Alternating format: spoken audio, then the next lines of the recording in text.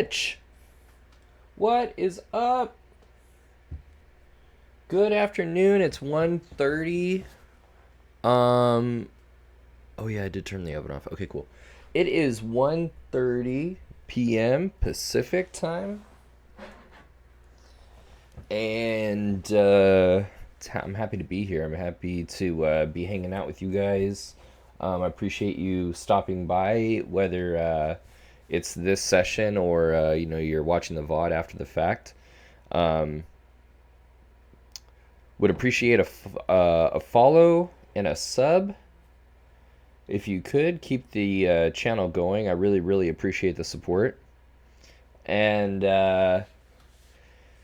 have some private pilot Microsoft Flight Sim ground school or private pilot ground school and sim in store for today. Later on, after Witcher, we'll be talking about the left turning tendencies of airplanes and getting in the sim, probably exploring those in the sim.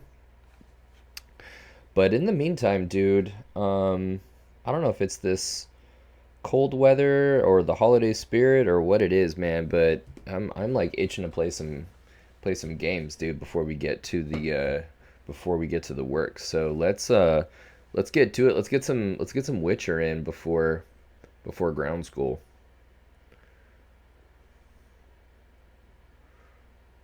Just get this going here.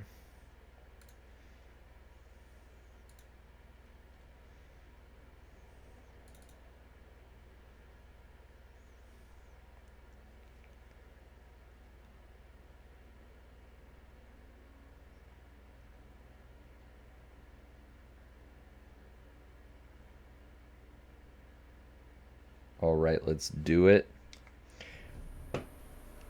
We've got coffee. I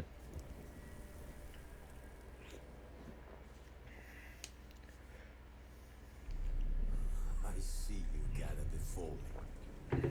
Hungry. Terrified.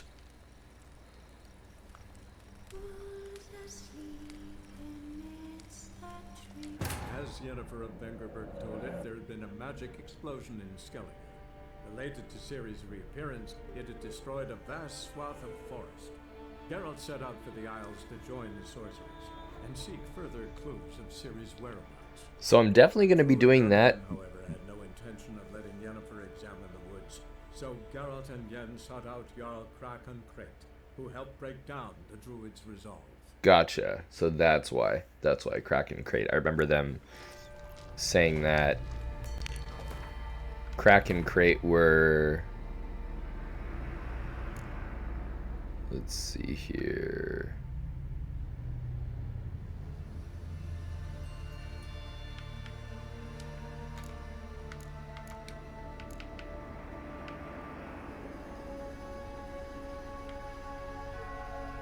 Meet Yennefer at the site. So, Magic Cataclysm devastated a large part of the Isle of Ard Skellig.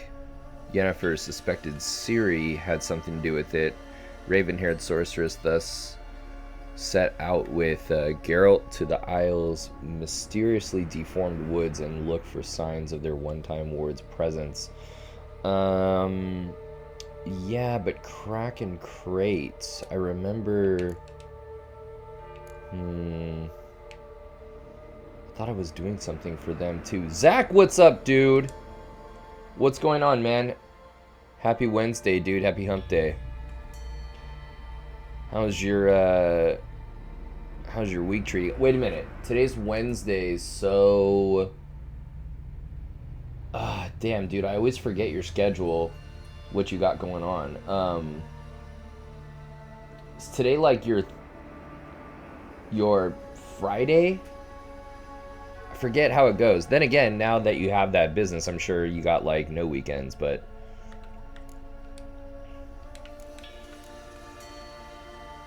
what's going on, man? It's good to see you, dude. Wondering how your week's going. You work again tomorrow and then Thursday through Sunday. Definitely, dude, definitely. How are things coming along, man? Is your transition to new ownership? Holy shit, what the fuck? The Razorback! Clear up high! Hey, too big for a Razorback. Is your transition to the ownership of the company going smoothly? Harms are wrong to your senses. Hold on, let me turn this down a little bit.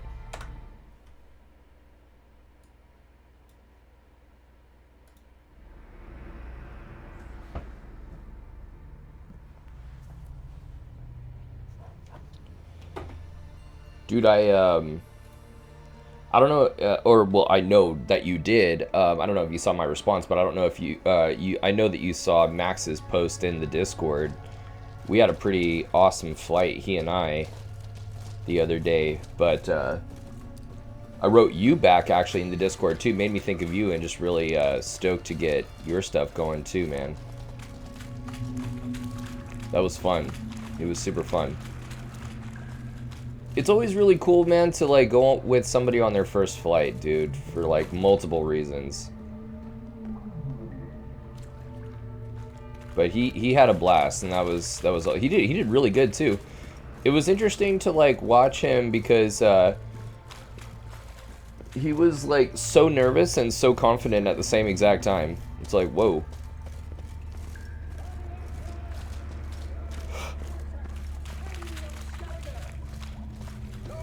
Oh shit.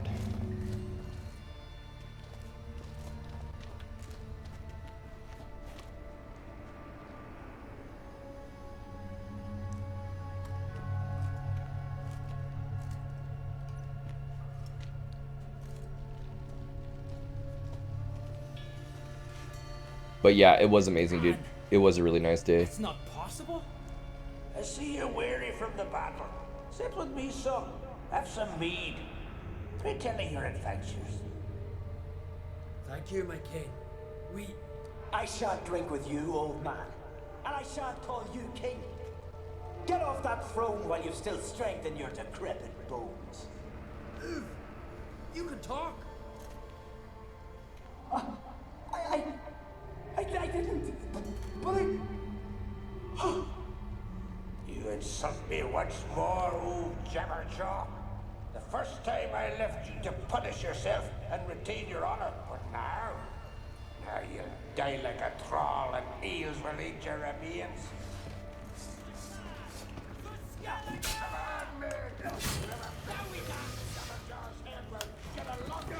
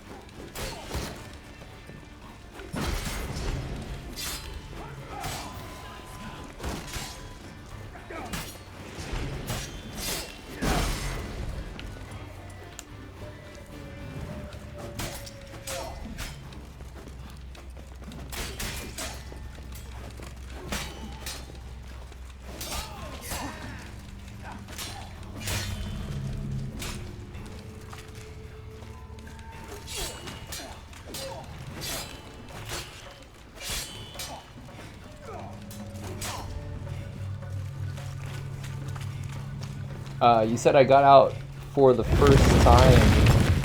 Whoa, shit, sorry about that. I got out for the first time in a couple weeks and it was awesome. First cross country since my check ride. Oh, dude, you know what? I got your message, by the way, on Instagram. I was trying to respond, but I couldn't, like, fill out. It was only letting me do like a limited number of characters, and I don't know why. I couldn't, like, say what I wanted to say, which was, hey, you're bringing me pizza, man. Also, those pizzas never made it to my door, dude, so I don't know what happened, but yeah, we're gonna need to try that again. So was that the flight? First of all, is that your dad?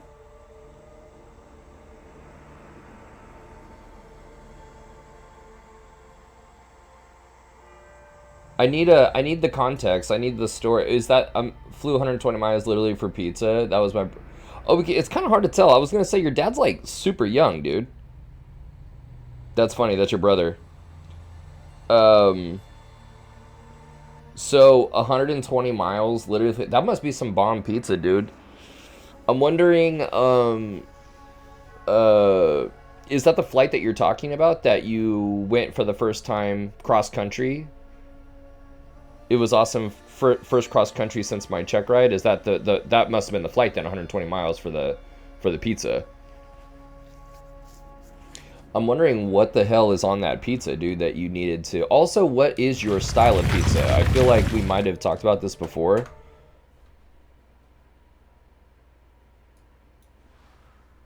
But I'm curious.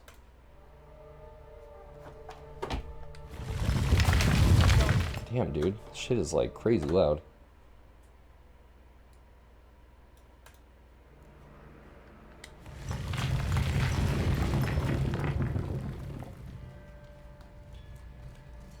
You're a cheese man? What the hell? Dude. Dude, they have... What are you... Dude, you know you only have one life, right? You got one life to live.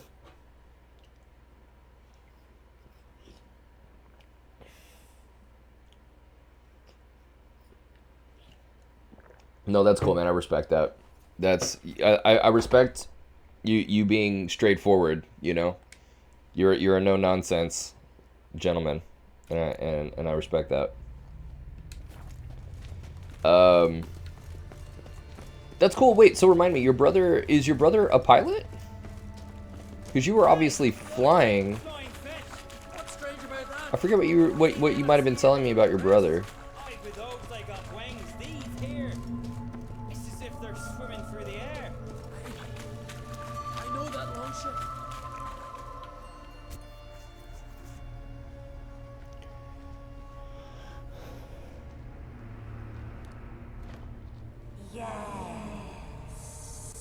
That's a pretty nice G5, by the way, in the,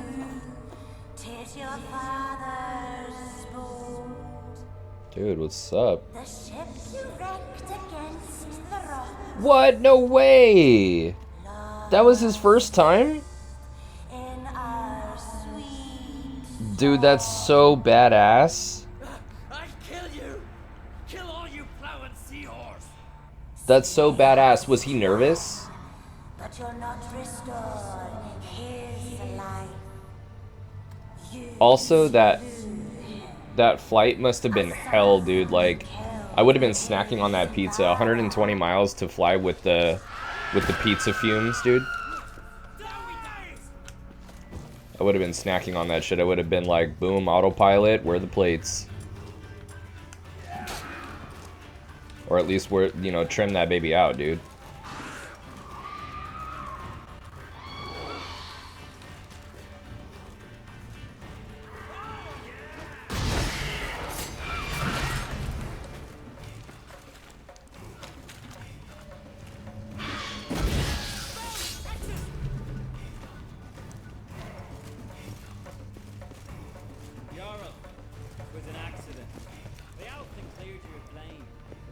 Clear my conscience. Let's go. That's always really cool, man, that, you know, so he was skeptical about the safety.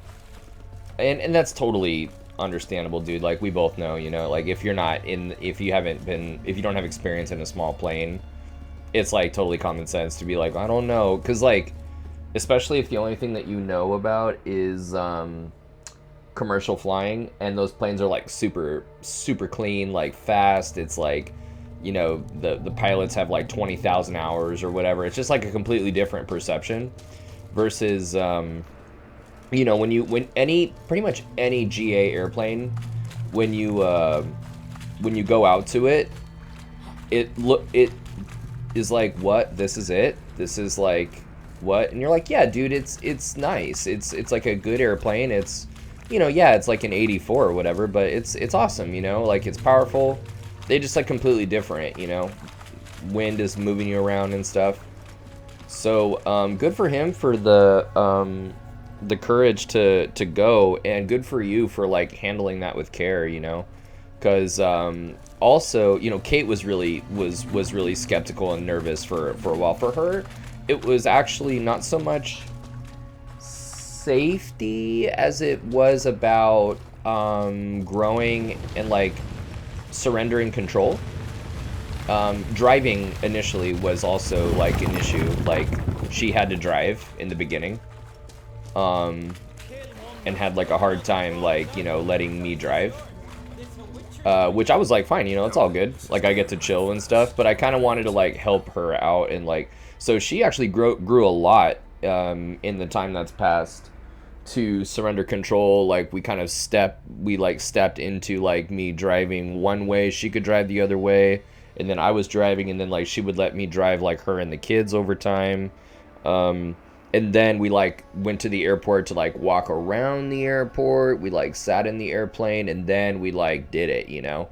So definitely understand, you know, like the process of like helping somebody be comfortable with that, because it's such a different world.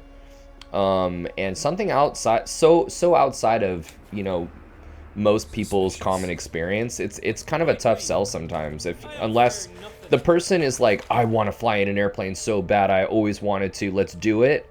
It's either that or like, okay, I don't know. It's interesting how it's like usually one or the other. You said, except I got caught up with a comm from center and sounded dumb for a bit. He asked what equipment I had on board that I had never heard that, so I froze. I'm like, your brother asked you what equipment you had on board, but this is his first flight. But no, you're saying center said, what's your equipment, right? He said, what's your equipment suffix or whatever, like, what, say you know, so blah blah blah blah blah, what was it? Center said, yeah. Damn it.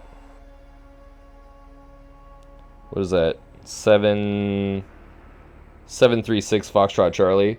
736 Foxtrot Charlie. God, that is hard to say. I will say that. You know, say equipment, say aircraft type and equipment on board. Yeah, it looks like you oh, let's see.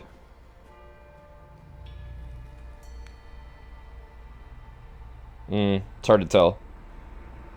But you said you had like a GPS, so you were slant golf. Whoa, shit. You fear nothing, boy. You pissed your trousers when Nathan struck. But see, that's exactly why I, you know, where I'm based right now in Fullerton, there's a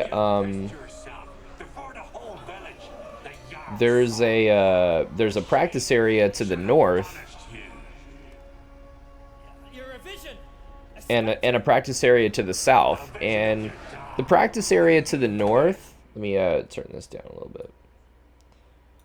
The practice area to the north is a lot easier than the one to the south, because it's kind of like a Wild West. Everybody, you know, okay, so it's slant golf. I'll keep that in mind for, yeah, as long as you have a GPS in there. If you have like this, you know, an IFR certified GPS.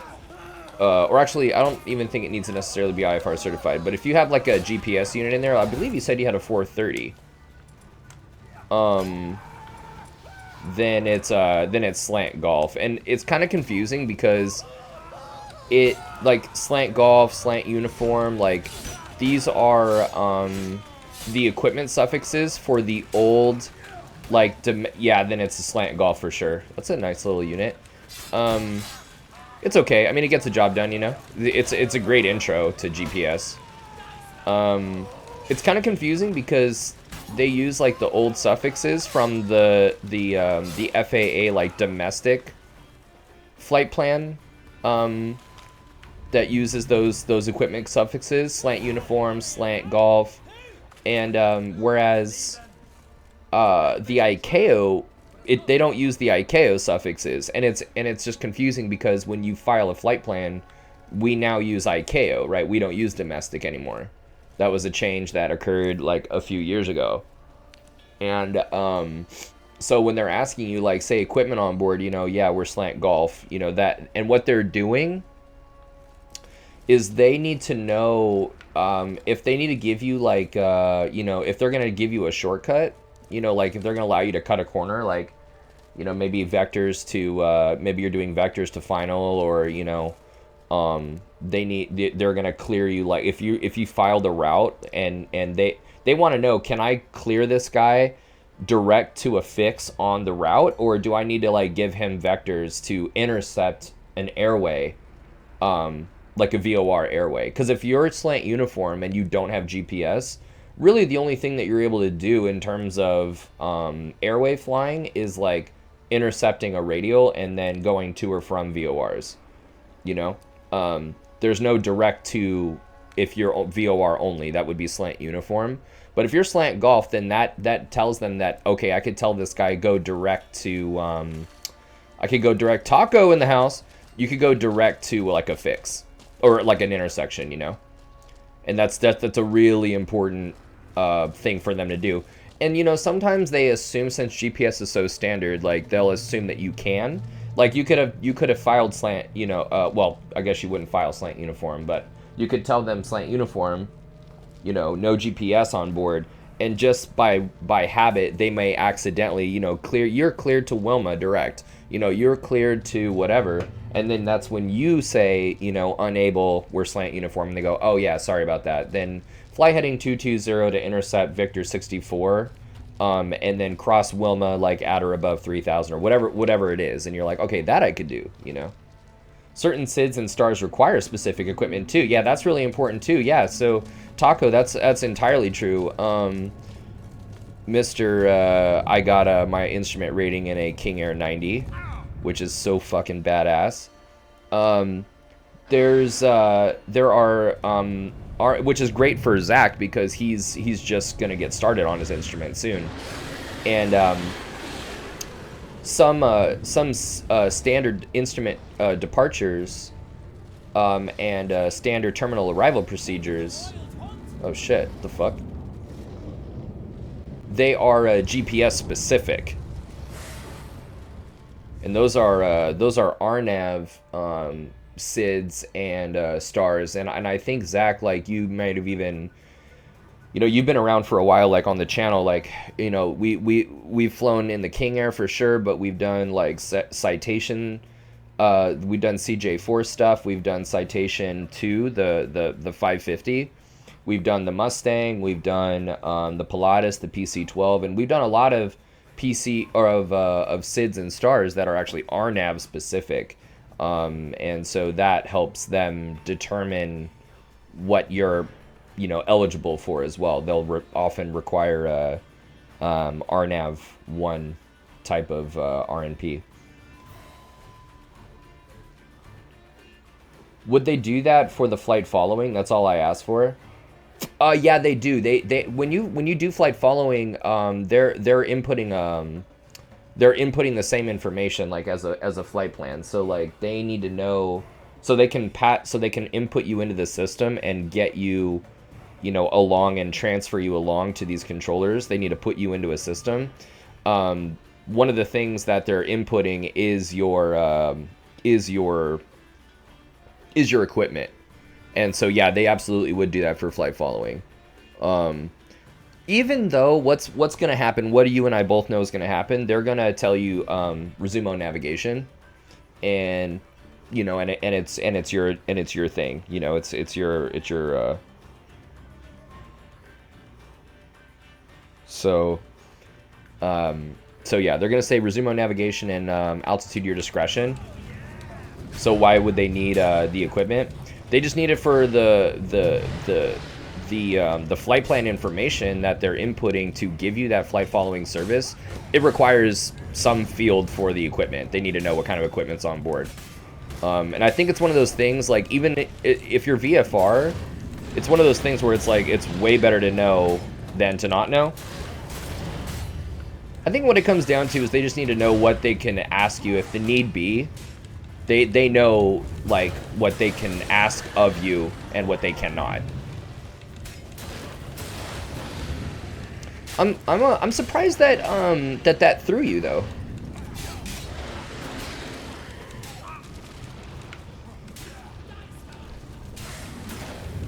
I mean, not that there's something that could have thrown you, because there's always something, you know, that we can, that, you know, that can throw us, but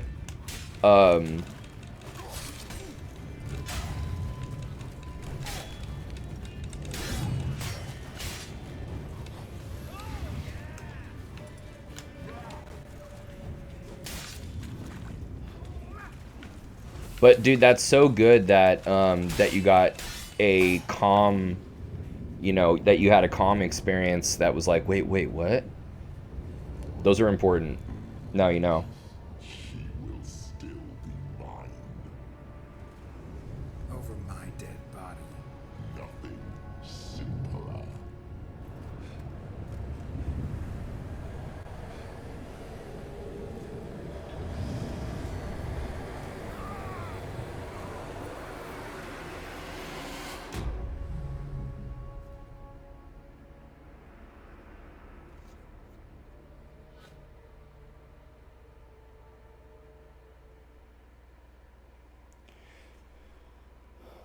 Get up, Garrett.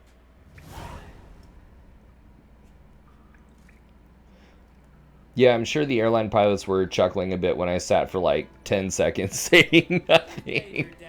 You're like sitting there and you're like, okay, Gonna tell your father placed in the cage. you're like, by the way, brother, just totally unrelated. I know exactly what I'm doing, okay? Like, I am competent, totally unrelated. And he's like, aren't you, he's like, that's great, Zach. Aren't you gonna get that, though? Aren't you gonna respond? And you're like, I am.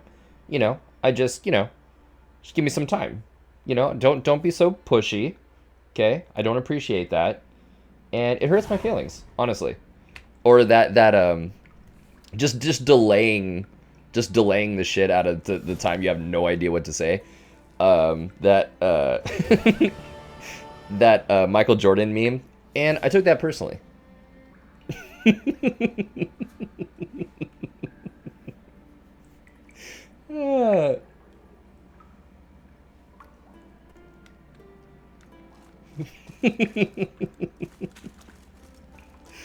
Oh man, that's awesome. Humbling experiences, man. That's where they're at. That's where it's at. Just little reminders of, you know, how easily, you know, something can, you know, it just takes one question from ATC, and all of a sudden you're in like a foreign land in terms of the environment. You're like, wait, I never heard, what do I do? It's like, whoa, that was just one question, you know?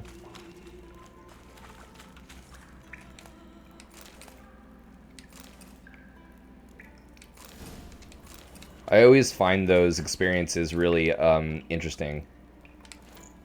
I try and reflect on those as much as I can. You know, I always feel really fortunate when that happens.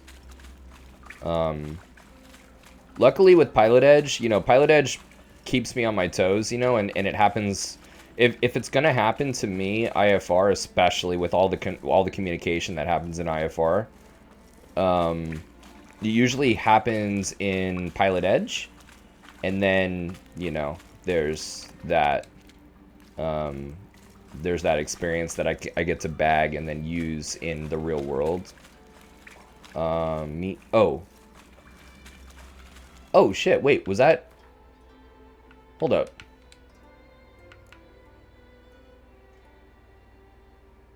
Dude, nice. So, oh yeah, Kraken Crate. Okay, cool. That's cool though, man, about your brother. Was your, oh my god, all I can think about is that Michael Jordan meme. And I took that personally. Was there much convincing that you had to do to get your brother up there? I'm sure that, you know, that you just passed your check ride, that helped, you know, credibility, you know.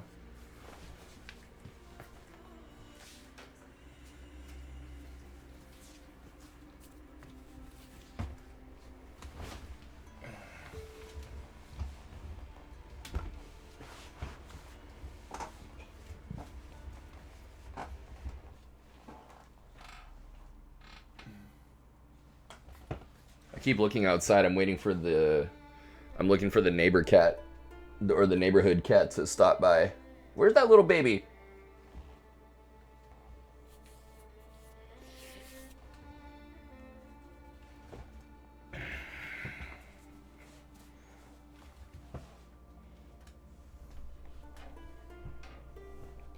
Dude, that's awesome. You got it, buddy. I'll be here.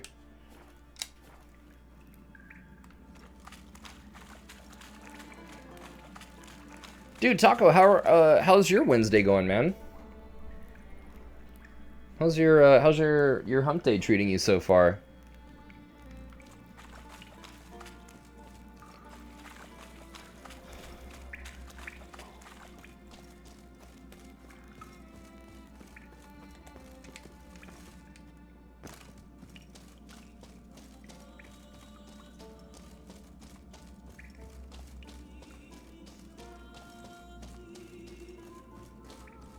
Damn. Beautiful, dude. Look at this shit, man. Ah. You've been baking all damn day for the past 2 days and I'm losing my mind. Dude, baking what, man? Oh my god. It's so difficult for me to for me to bake, dude, because like cookies or anything like that, I'm like, dude, just give me the dough, dude. Just give me that fucking nasty cookie dough and just let me regret it later. I don't even care. Dude, my Wednesday's been good, man. Like, I had a really, really nice lunch. I had like a treat yourself lunch, dude. I made some surf and turf. I've been having for the last like 24 hours, I've been having this like ribeye marinating in some really yummy teriyaki. And I also had this. I went to the market and got a couple of like whole fillets of salmon fillets, and cut those bitches up, dude, in like 8 baggies, 8 like individual like little pieces. And so I finally had the ribeye, amazing. Although, you know, damn, like I need a thermometer for Christmas. Because, like, I just eyeball my shit. And usually it's good. But, like, this one, I think maybe the teriyaki did something. The normal time that I leave it on, it just dried up. It was kind of dry. It was still super yummy. But yeah. But with the fish, I was really excited because I got this... this new like garlic salt blend that I've been really like excited to try.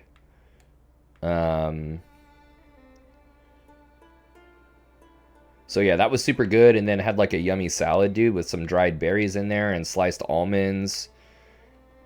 So it's been good, dude, and now I'm gonna play this until ground school.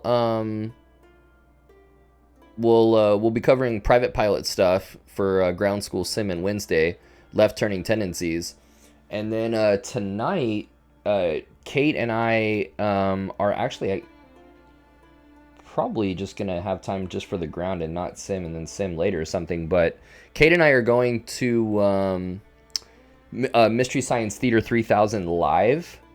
I'm so freaking pumped, dude. Mystery Science is my jam. And Yeah, it's gonna be a super fun time. So we'll keep the party going. Fruitcakes, dude, fruitcakes, yo, definitely. My mom has a recipe for them, and where they actually taste good, and people love them. But she got sick this year, so I volunteered to make them for her. But one batch takes between 4 to 5 hours. What? 5 batches? Oh, dude, you're fruitcaked out, dude. You're fruitcaked to the max. Yeah, you're over it, bro. You're over it. That's cool, man. You know, I think I can say that I've never tried fruitcakes. I don't think I have. I've definitely had fruit salad, which, like, it is hilarious that you would call that. That's fruit hodgepodge dessert stuff. I don't know where did salad come in? But yeah, I don't think I've even had fruitcakes before.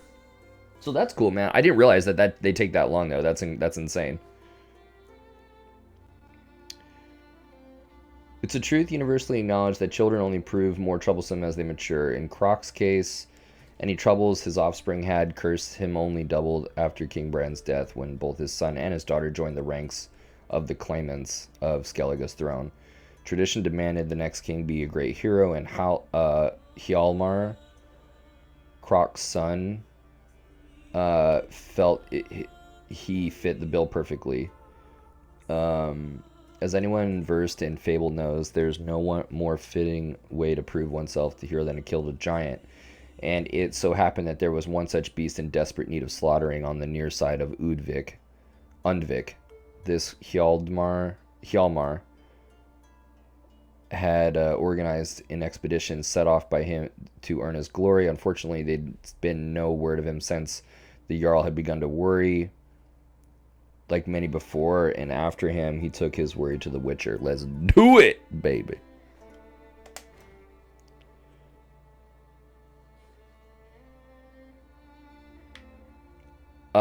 You said, and that food sounds good. Thermometer always helps. Yeah, I know, dude. I'm like long overdue. Dude. Like, I think I've been lucky because, you know, to eyeball like a perfect medium rare, dude, you know. But I've gotten pretty good at it. And, you know, there's like a plus or minus or whatever when you're eyeballing it, and it's all good. And I'm not one to really complain about, you know, there are people like starving and stuff. So I'm just like, it's all good. But that'd be really nice to like really boom, you know, like get it nice, perfect medium rare. Sounds like you got a busy day. I'm gonna check out the Mystery Science Theater thing tonight that you mentioned, but I hope you all have a good time at that live show. Yeah, dude. Oh, that's right. We were talking about Netflix. Yeah, we were talking about Witcher and Netflix and other things that are on your list. Yeah, I would definitely check that out. And just go from top to bottom, dude. Just go from like first episode like all the way down. And there, you know, the thing is these movies are unwatchable.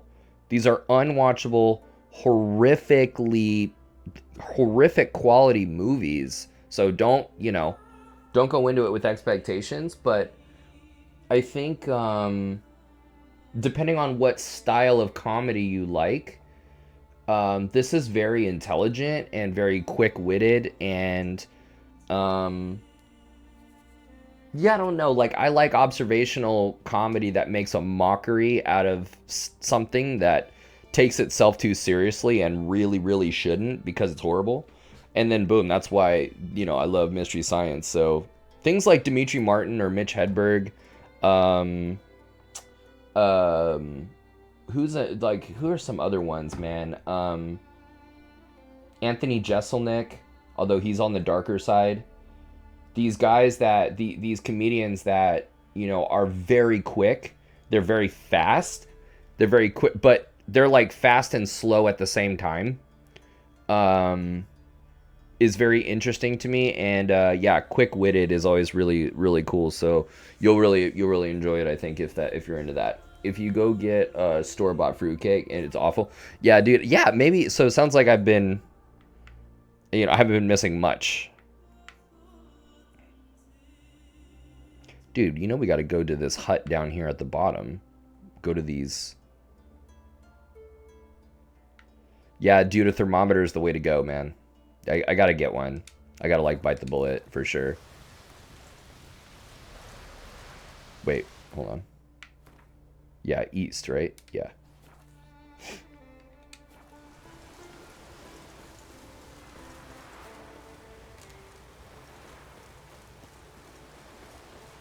But that's it's cool though, man. Yeah, I'm gonna do some ground school here in a bit. We'll do some left turning tendencies, maybe some sim. I also have I'm writing that presentation for Oshkosh, and I've been going through a book to help me put it together. This book is it's called Talk Like TED. It's like the best TED Talks and the things that we can learn from them, like the different techniques and the style. Like, oh shit, wait, what is this?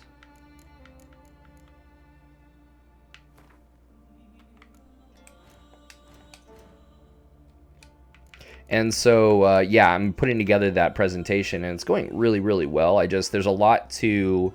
There's a lot left to add, so I'm trying to figure out, like, what this book is helping me do is how to really, like, put emotion in it. You know, these are things that I've been, like, as an instructor, like, we're technical, we're usually, like, emotionally impartial. We evaluate all the time, like, you know, we're giving feedback. It's usually, like, it's very structured, like, syllabus wise, so you know, the emotionality, like, needs to be there. There needs to be more emotion. I'm trying to do more storytelling versus, you know, what happened. Like, I'm trying to do more of that, and, like, you know, saying, not really, like, throwing the kitchen sink, you know, everything but the kitchen sink, like, at it. I'm really trying to say less and say more about less. You know what I mean? I'm trying to say less, but, like, say more about of the things that I'm saying, of the different things that I'm saying, like, say more of it instead of more, you know, a greater number of different things, you know? So that requires me to, like, whittle down, like, what are the topics that I really want to cover, because this presentation is all about leadership. And so yeah, dude. Okay, there we go. And so I'm trying to, that's the one section I have left. You know, I wrote my intro, I wrote my background, like what happened in the accident. And I've written my, you know, early stages of flight training and, like, kind of how that went all the way from private to, you know, instrument to CFI, like what it means to be a CFI, although that needs some touching up, I think, some more emotion. But, right now I'm writing my leadership portion. Things like, oh shit. Is that 30? Fuck that. Bye, dude. Shit.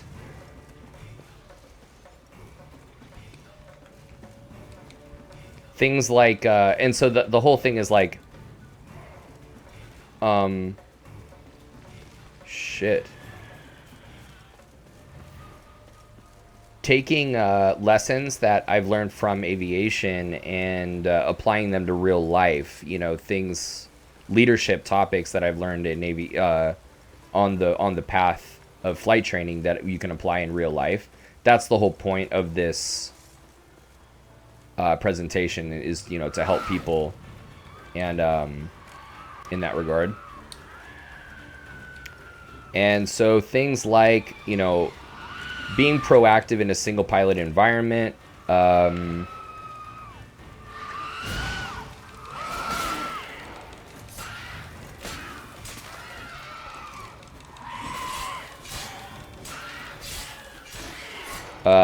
crew resource management, and, like, the importance of communication in a team, you know.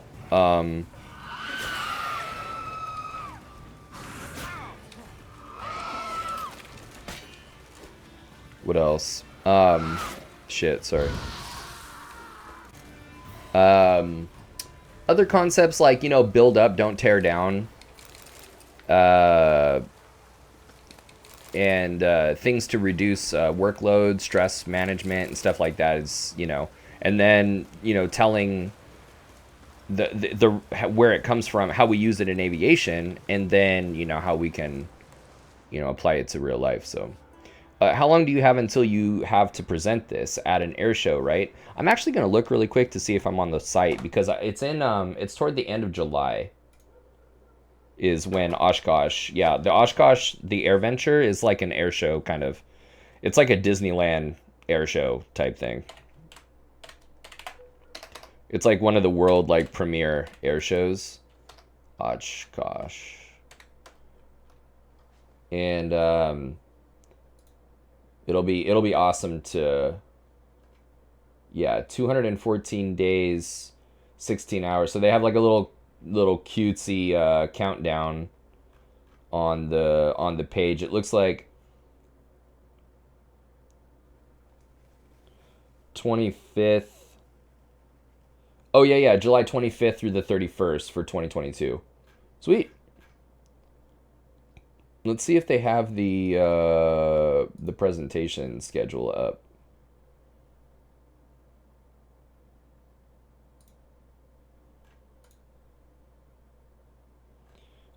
They don't yet. So I know that I applied and that I got a confirmation email and stuff, and I got some of the resources that they give out to people that are going to do it, so I'm assuming that I am. And if not, you know what? Like, worst case scenario, I keep developing this. This is like an hour-long speech. It's like a 50-minute presentation. I do want to develop it into a 20-minute, like, TEDx talk where I would just save up money, like, and maybe once a month or twice a month go fly somewhere to give the presentation. So whatever, even if I'm not able to, but I'm like 90% sure that they are down with me to do it. And I'm pretty excited about it. So I'm gonna give that a little bit of work today. I'm just chipping away at that by, going through the book. I only have like an hour left of, it's an audiobook that I'm listening to for the TED Talks, or the Talk Like TED.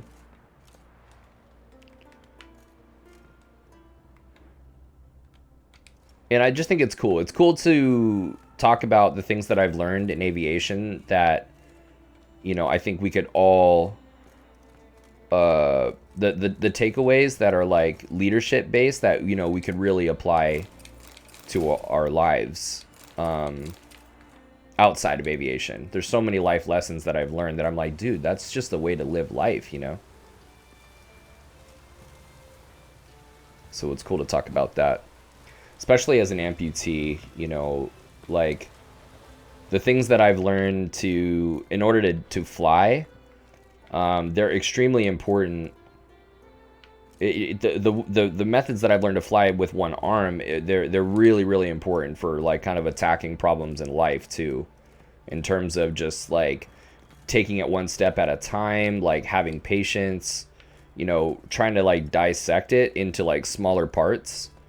Something usually, if we're going to try and like tackle a tall task, it's like, it's really easy to get overwhelmed because, like what we fail to do is like look at it in pieces and like really dissect a thing,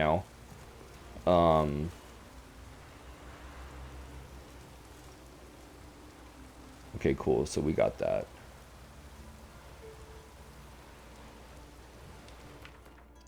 So it's dope. I mean, it's 50 minutes though, and so I'm super looking forward to cutting that down for the 20-minute version for the TED, And it's not like legit TED talks like at the conference, although that would be cool. I would totally do that. Their TEDx's are individually, like privately organized local event TED Talk events. I'll just start there.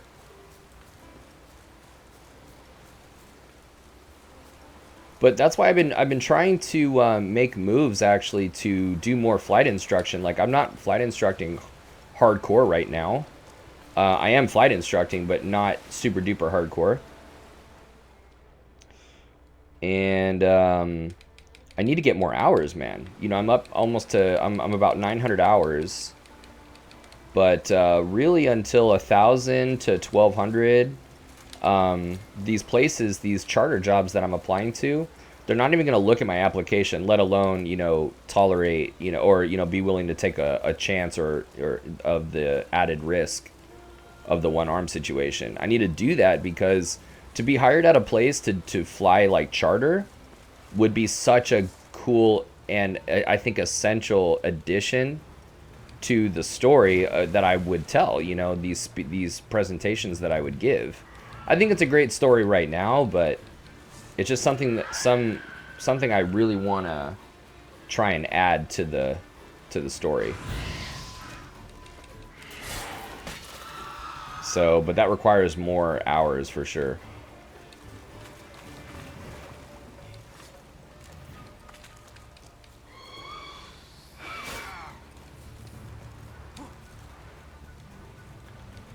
I feel like if you really went well at the 50-minute one, then those more local 20-minute TEDx's would be more than willing to pay for you to go out. Dude, that would be sick. I know that they typically don't, but then again, I mean, maybe it's so unique, or maybe so like, maybe once I gain some traction, and there's like legit pull, you know, and people go, you know, maybe like do maybe some Facebook or Instagram advertising about it, and we get, you know, there's like a following that goes wherever. You know, maybe they would. They'd show some support. Do you get a lot of hours when you teach at a flight school? You do. You actually do. Different instructors, like right now, like I do other things. Like I do besides my streaming and my ground school, like I'm constantly revising my own material. I am making flight training curriculum like materials for a guy that's developing an app, like a Sporties app kind of thing. So I'm developing that stuff. So there's like freelance there. So I'm instructing essentially part-time. But if you go hard, if you know, people that are going to the airlines, they tend to want to just get hours and hours and hours. The hours are definitely there. And it is a great way to build time. The problem, though, is if you're only focused on flight, you're going to be weak in your ground knowledge and in your ability to teach ground. And if you're really instructing, and frankly, even outside of instruction, if you're going to a pilot job, you need to have that knowledge, you know, and that knowledge comes from the repetition to, you know, that, you know, from teaching it. So, you know, the flight hours are there. You know, when you're applying to a job, they're not asking you how much ground have you taught. I get that. But when you go into your interview, or even after you get the job, assuming you're going to get the job, you know, if you're ever in a pinch or in a bind, like, you know, it's going to come down to your knowledge, man. And I think a lot of the time, you know, guys are just really hyper-focused on the flight and not, you know, up to snuff, so to speak, on their ground. And that's kind of what it's all about too, you know. So I guess the point of what I'm saying is like, you know, even though there's time to be had at the flight school, I really try and make an effort to keep my materials updated and, you know, find opportunities like Twitch or at the flight school to do ground, and really that's, you know, and that's where it's at. So that's kind of why I haven't been accumulating hardcore hours, although I should be. I picked up 2 or 3 more students. Where is the damn... So yeah, my flight hours, I do need flight hours though at this point. I've been really working hard over the last few years on my ground stuff. I've got like full, you know, the things that you see on here, like that's all stuff that I've made. And yeah, time is definitely here to get some more flight going. Does the stream help with keeping the ground stuff fresh? I was impressed you could call out different IFR equipment codes because I sure as hell don't remember many of those. Yeah, it really does, man. It really does help.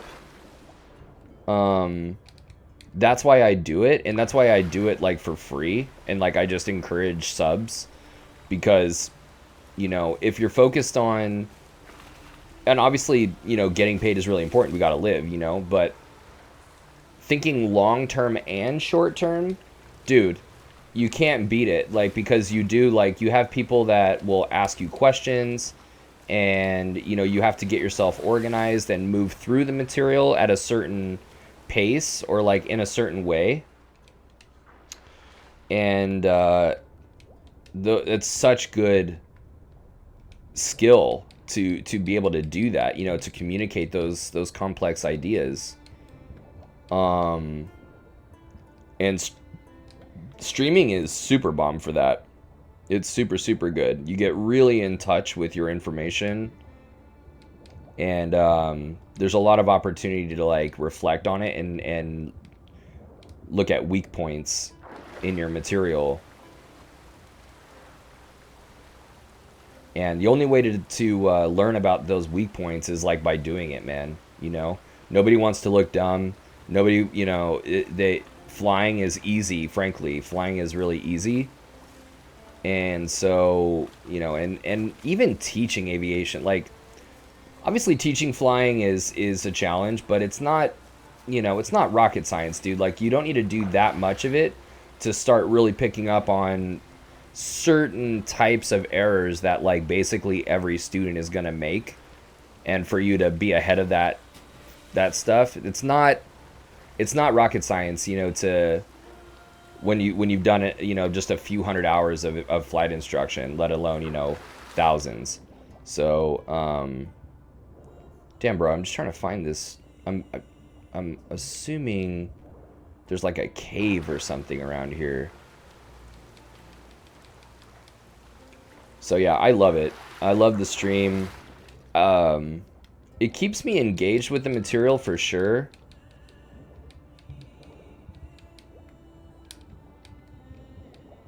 And it keeps me humble too, because it's kind of like if you fly aircraft with autopilot for a long time, and then you go to hand fly an airplane, like you'll be flying autopilot, like jets and stuff, and, you know, doing really good, you know, like you're using pilot edge and everything, and then, you know, you go into like a 172 hand flying it, and all of a sudden you don't know how to fly. And it's like, what? I've been flying jets this whole time. It's like, well, no, dude, you're not practicing those skills, you know, you're not practicing those. Yeah, I'm sure you can push buttons and turn knobs super well, you know. I'm sure you're really fast, you know, like the instrument approaches or whatever, you know, the programming, but dude, you know, you got to practice the other stuff. So Twitch streaming really helps for that.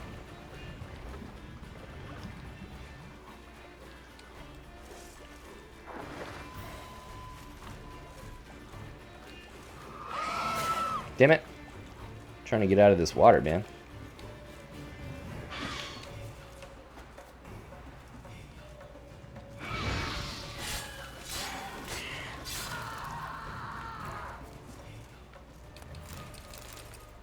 Yeah, the teaching the IFR stuff and like the suffixes, again, like I only know the suffixes because I teach the ground so regularly for like flight planning, for example. And I have to tell students like, hey, you need to go to the AIM, and in chapter 5, 5-1-9 in the AIM, there's your ICAO flight plan format, and the equipment suffixes are all right there. The ICAO equipment suffixes. And it's like, whoa, dude, that's so crazy. You know the AIM? I'm like, no, I don't know the AIM. I just know I have to teach it, so I know to that specific one and like some other ones. But you know, I'm familiar enough with it from teaching it that I'm able to, you know, help students know where it's at because I got to do it. But if you're not doing that, it's just like, oh, it's in the aim, I think. Just reminds me of how nice autopilot was for instruments because the first plane didn't have it and it had a stick and throttle. So I would have to fly left-handed to be able to write stuff down. Definitely taught me to keep it trimmed out. Dude, trim is magical, man.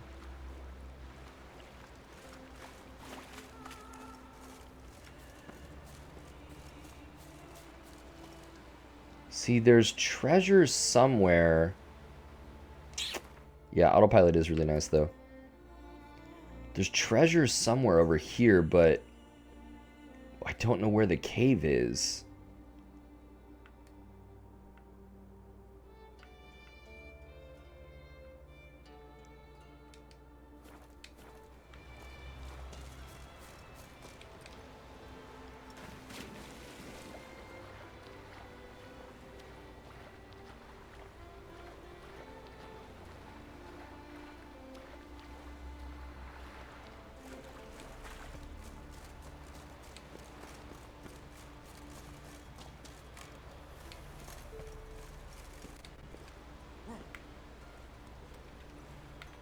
So, what qualifications did you have to get in order to be a CFI?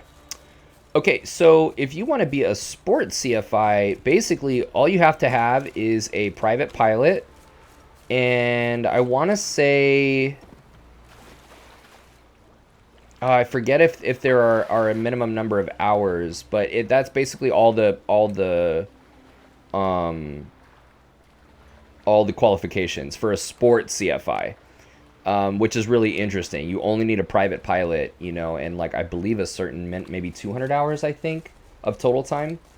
Now for an actual CFI, you need a commercial pilot certificate, and so you need those qualifications, right, in order to get that commercial. And really, all it is a written exam. You need 2 written exams, one for the CFI airplane, right? The instructor certificate airplane, single engine land. But you also need a written exam, a separate written exam for what are called the fundamentals of instructing, and fundamentals of instruction are actually really interesting to me personally. People talk shit on it and they're like, dude, it's just something you have to do, man. They're stupid. You don't even use them, you know? Yes, you do. Yes, you do. The fundamentals of instruction, I would say with any given student, 70% of that I use almost every time, you know? Maybe 60%, 70% every single lesson. Things like motivation and the way that people learn. Let's see, where are we going? Different defense mechanisms, how to, you know, conflict resolution and being a mentorship and like different things, dude. It's really, really interesting. And all right, what do we do? I guess maybe we take a boat. We'll go here and we'll take this boat here. So then that's it. So commercial pilot certificate and everything. And for the commercial, you know, that's $250. It's, you know, it's 100 hours PIC. It's this and that, right?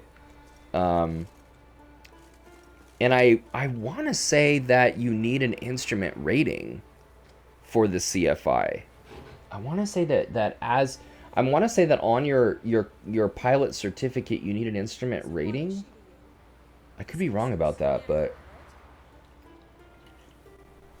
I don't know why that's in my mind.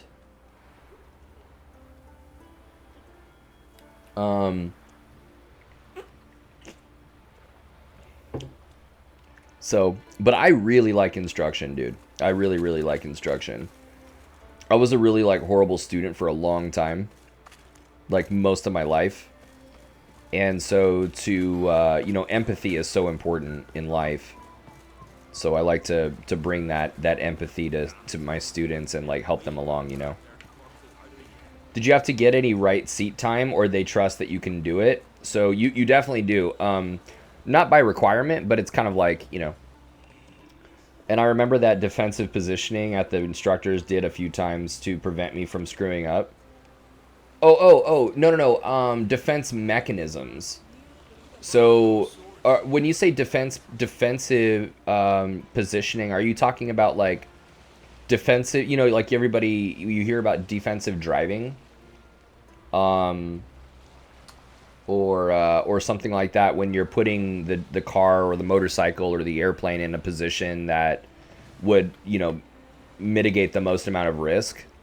Because fundamentals of instruction, what I was saying about defense mechanisms, that people, you know, when you offer certain types of constructive criticism or certain types of intense situations, or, you know, people, they put their defenses up, and it can really get in the way of learning because, you know, their egos or whatever, and, you know, whatever.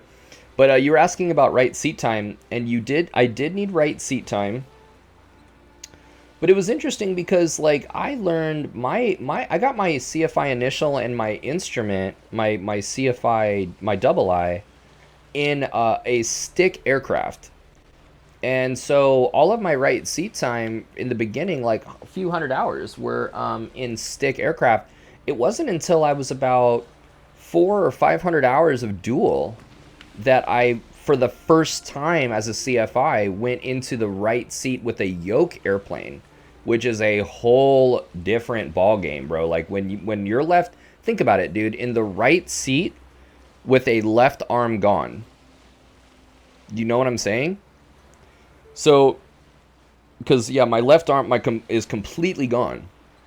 And so that is a different level of needing to be, like, ahead of the student and ahead of the airplane. And, you know, you have to be ahead of the student if they're leveling out in ground effect early and they're losing energy. Like, you need to be able to step in extremely on time. You cannot be late for that, and stuff like that, you know, or teaching stalls, you know, for the most part, everything else is fine, but, you know, power off stalls, that's something that took some time to get good at from the right seat.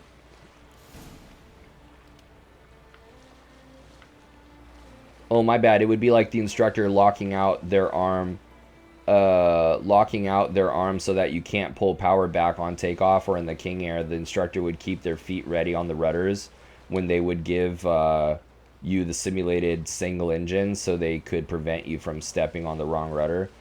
Definitely. Oh, shit. That boat just got fucked up.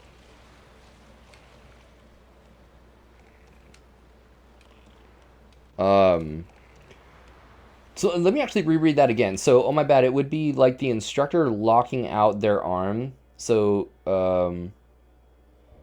so that you can't pull power back on takeoff. Gotcha. Or in the King Air, oh right. So like doing things. Yeah, defensive positioning is extremely important. You need to be able to, like, when you're going to ask a student to do something, like, it needs to be, you don't know exactly how they're going to do it, and that's why it's really important to have your language be, like, watertight, right? And not ambiguous. But even still, you know, they may, it's still possible for them to do, you know, a couple of different things that are unintended, you know? And so what's important is, as an instructor, like, to have that positioning, you know, down. You know, you need that good positioning, or defensive positioning, as you say, which I totally agree with, where, you know, even if they mess up, you know, you're ready. You know, you're ready for them to mess up, and certain things are not, either not possible for them to mess up or something or whatever.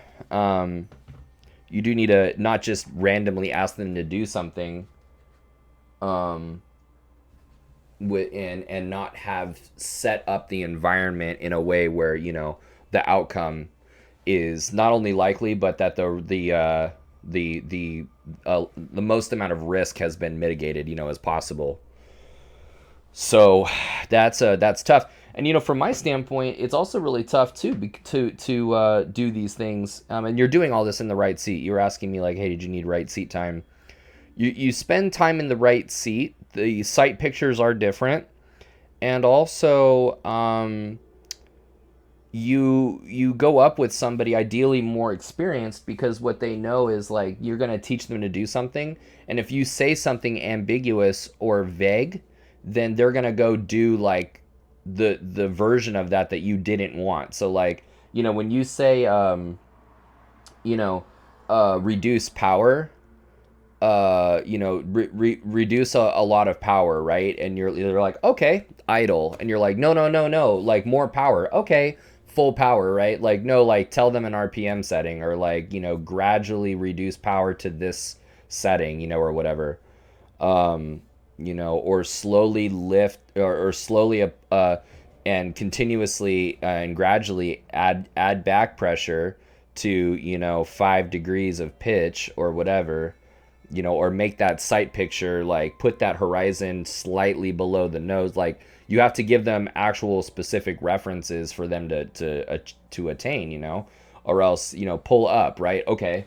And it's like stall, so, talking a student, you have to be able to talk them into ground effect properly without them crashing into the ground, So, for me, it's really, the challenge is not only doing that, but really making sure that the energy is there for if I do need to go around.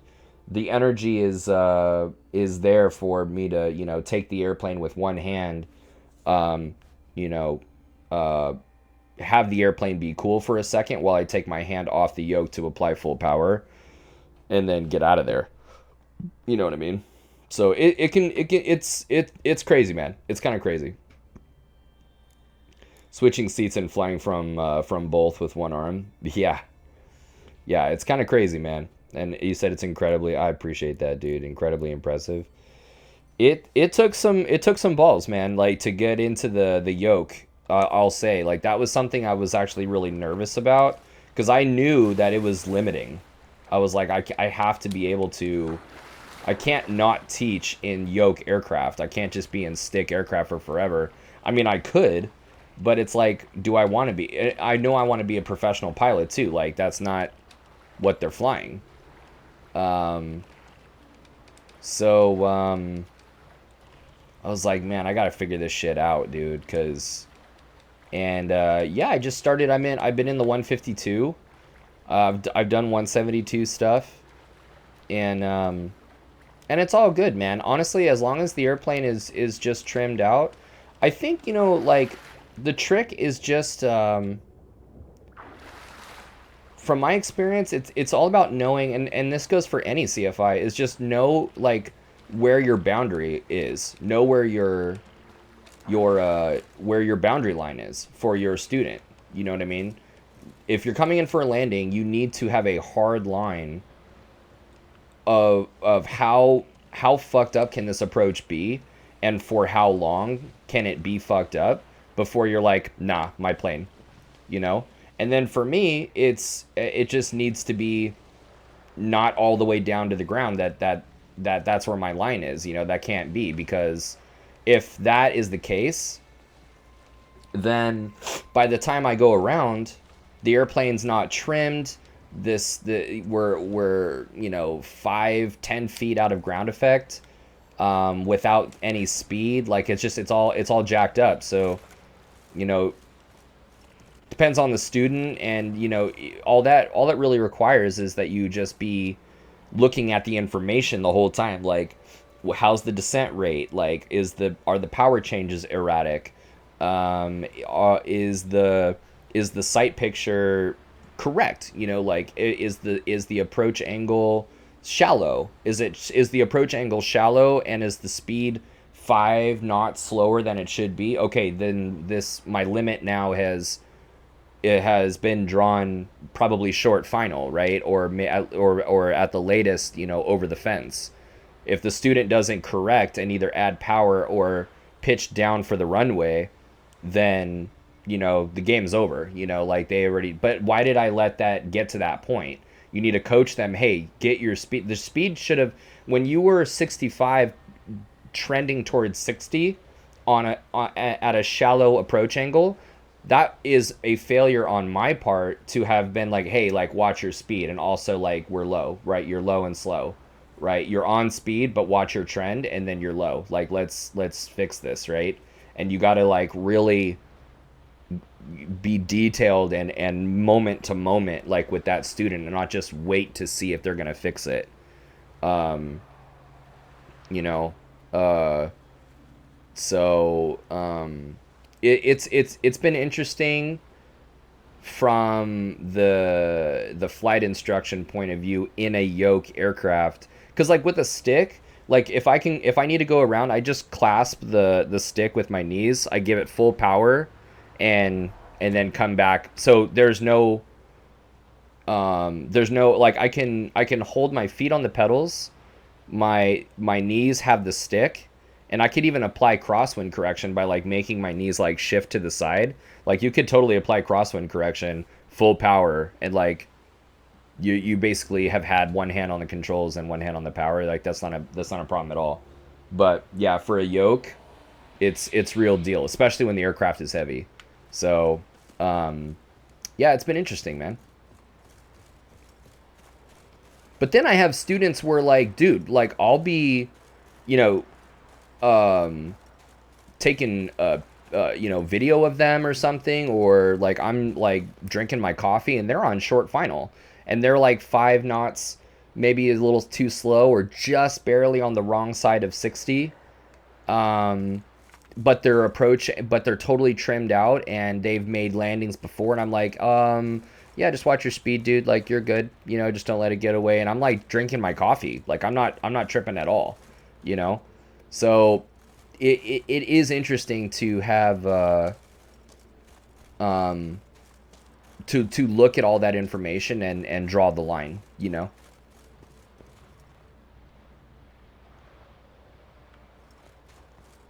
Zach, welcome back, dude.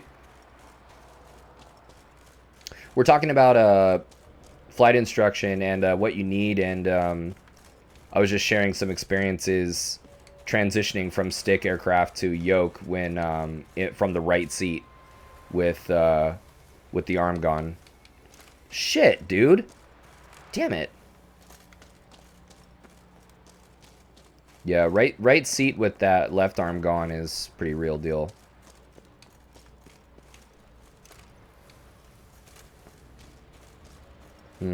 I think this is not the place to be right now. Yeah. Oh, yeah. We need to go around.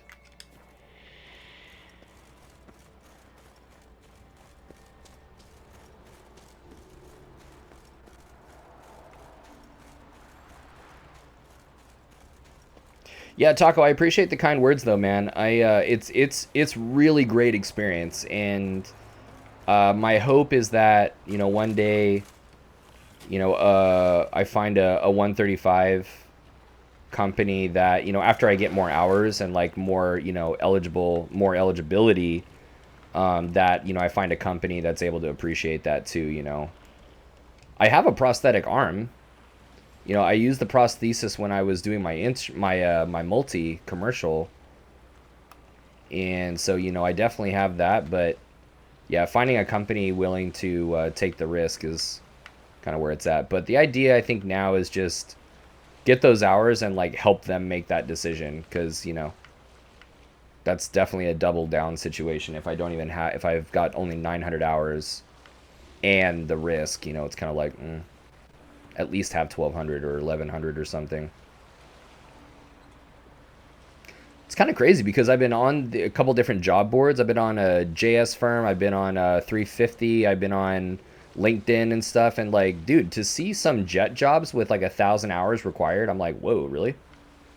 Even 1,200.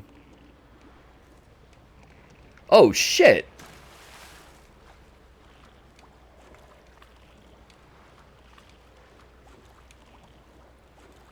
Boat sank, dude.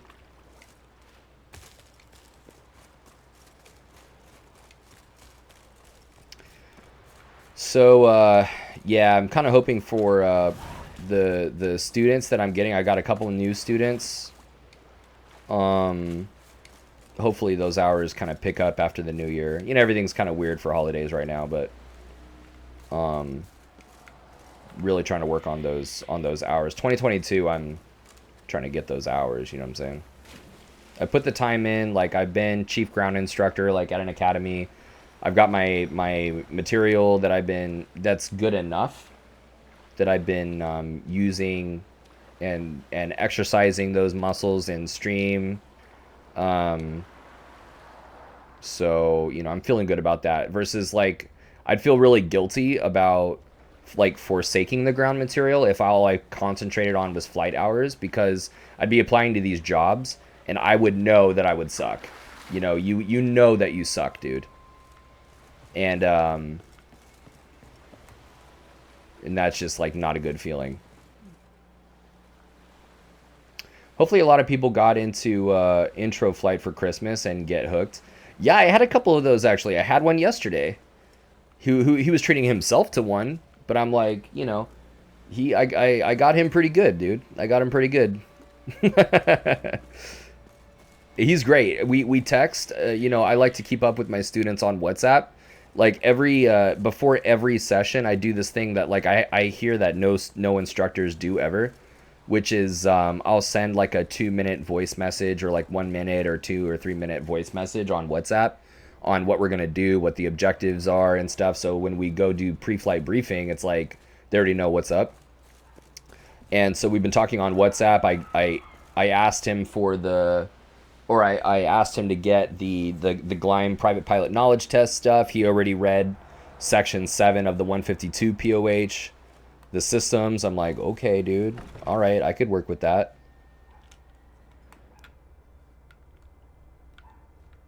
I think his work ethic's going to be really good.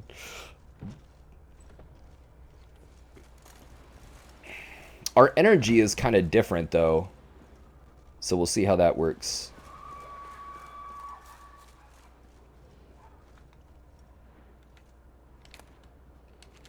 When do you hear back about that friend wanting to fly in the King Air? So he actually has been posting on Instagram. He had a checkout for a jet job actually as well. He posted that. That was 2 days ago, I think, or yesterday. And he was supposed to fly the King Air, I want to say either today or like soon. Pretty much like with the holidays and stuff, I'm just trying to give him some breathing room. I don't want to be like pestering, you know. But I'm hoping soon. You know, I was like congratulating him on the jet checkout, and he was and I didn't say anything about the King Air. And he was saying like, yeah, like they hit him up again, and you know he's feeling good about getting that job. He's told me like, you know, he's excited to fly with me, and so really hoping for that. That would be a huge break if that actually happens. Because a lot of these jobs are preferring that you have some turbine time, like 25 to 50 hours of turbine time,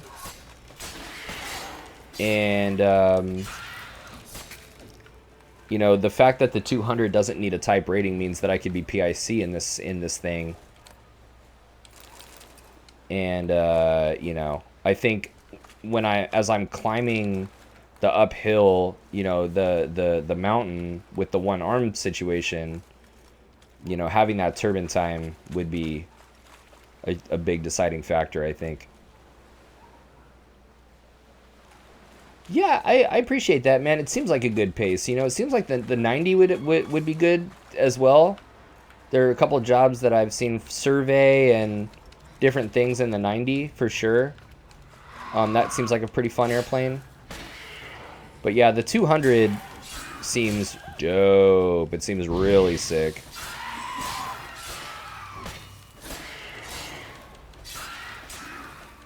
He was telling me, my buddy was telling me about the situation at that flight school, or I'm sorry, at that company. And they, for personal reasons, like they really need pilots. Like they're getting rid of these a couple guys there because I guess there's like drama or something with them already getting paid like way above average for this type of job and like asking for like a lot more and trying to squeeze the company because of the shortage that's out there. So they want to fire them and like bring this guy on, and that's where this comes in. So yeah, we'll definitely see. I'm trying to not hold my breath about it. I really, really hope that it happens, but it's one of those things where I'm trying to just not hold my breath and plan for that to not work out. And what am I going to do if it doesn't work out, and it needs to be okay if it falls through? I think I'm confident that it will happen, but I don't know. You just never know.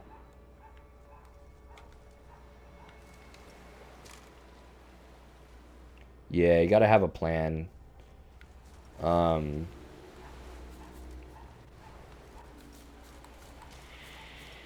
You know, I'm excited. I think 2022 will be really good.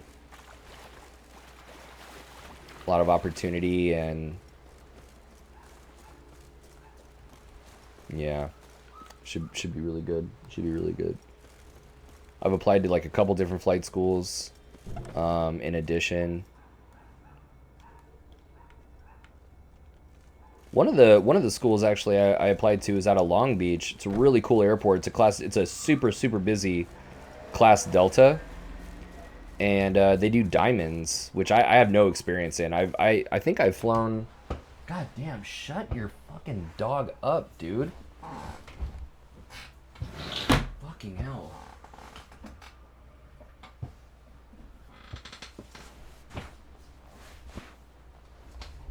Dude, I've flown like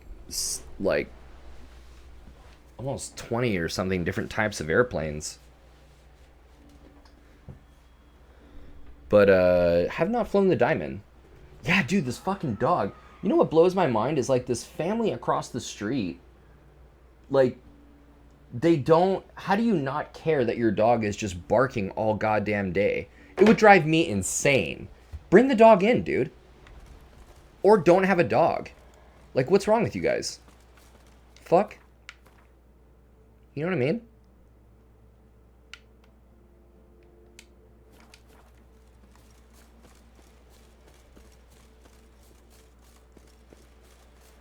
What about you, Taco? Are you trying to be a CFI? I mean, I know that you just got your instrument, but you're on a solid path, you know, and the cool thing about military is, woo, you probably have a lot of, like, leaders around you and mentors, you know, that would, if you were so inclined, you know, like, that would inspire you to teach. Like, do you think that's a route that you want to try and dabble in, or are you mostly, it doesn't really speak to you?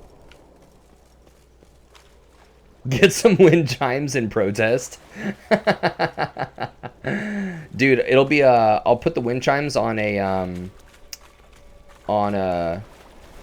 post, and I'll fly a flag on the top, you know, kind of like really stake my claim, like jam that flag in the soil, dude, and fly that rebel wind chime like a motherfucker, dude. Let them know. Let that flag billow and represent, like, what I'm all about, dude. I'm just not... Don't ask me what that is. I'm not really sure, but I'm angry.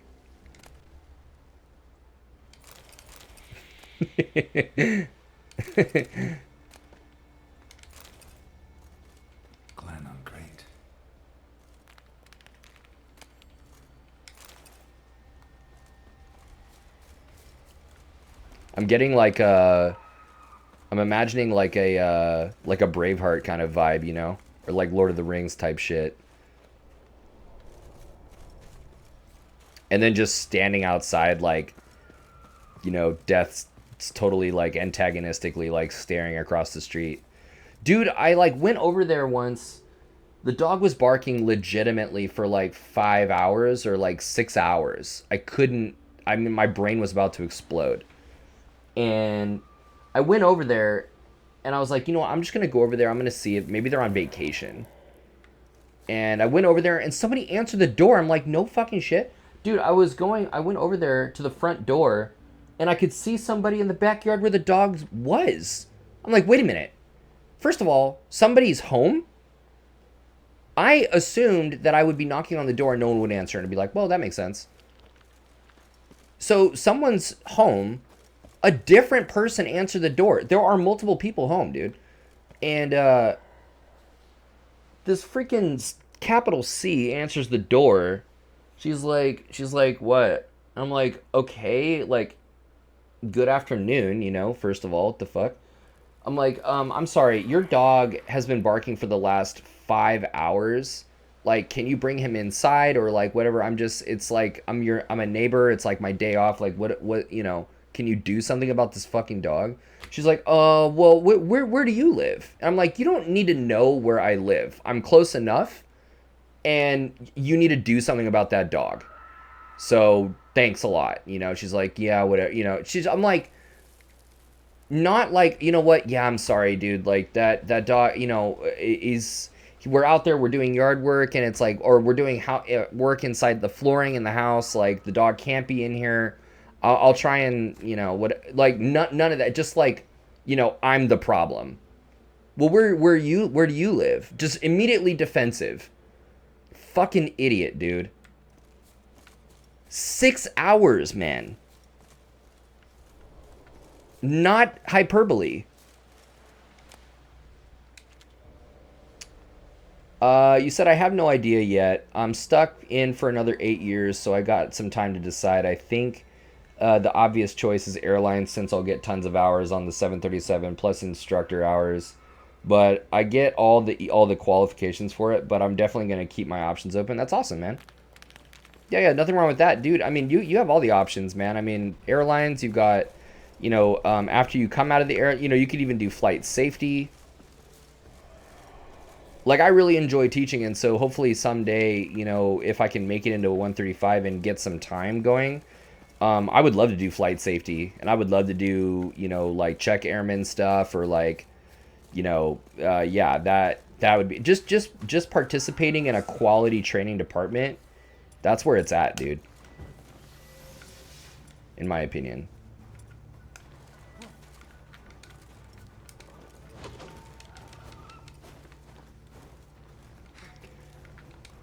Or maybe, you know, like, after you, maybe if you leave the airlines, like, you take all that experience and you go into 135.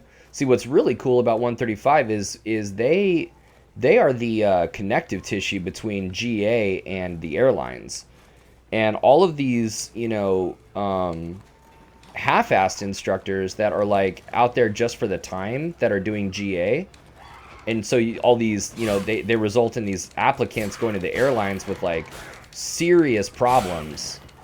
You know, the 135 guys have to clean that up and find, you know, that's your initial filter. So that'd be really cool to, like, be a part of a 135 where you can play an active role in, like, you know, helping that, you know, that cleanup process. Kind of nice, and just really like doing your part in ensuring that the best pilots are that, you know, that you can produce are like being produced, you know. It's kind of nice.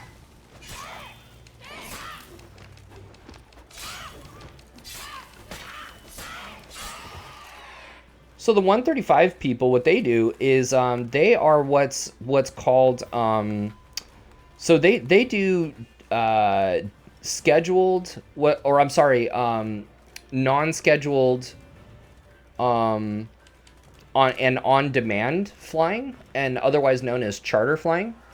And so 121 is like scheduled flights where you can, establish a long-term schedule that passengers can purchase, on many different routes, whatever. For 135, you're limited to there is like a gray area where it's like there's like a middle ground where you do actually have scheduled there is like a part 135 scheduled operations or whatever, but you're like my understanding is you're limited to the number of times back and forth between airport pairs that you can do. It's like per week or whatever. You're limited to like 4 per week or something, or you're limited to like the size of the aircraft and all that kind of stuff. So it's scheduled and unscheduled, like on demand charter. And so yeah, they're the more like kind of private, the private kind of stuff that you hear about. PC-12, King Air, Learjet, Citation, Hawker,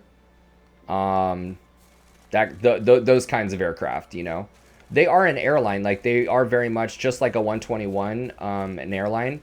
They are an air carrier, and they have, a general operating manual. They've got a corporate structure with like, a director of ops, a director of maintenance, and these other things. They have like a training or a aircraft maintenance program, these things that by regulation they need in the part 135.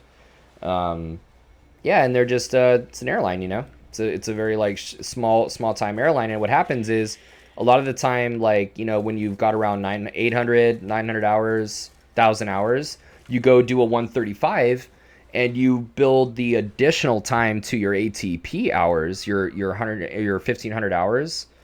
You build that with, jet time or turbine time. You get your multi-engine stuff in there. You get some crew experience. So that's always really cool. And that's what I'm trying to break into right now.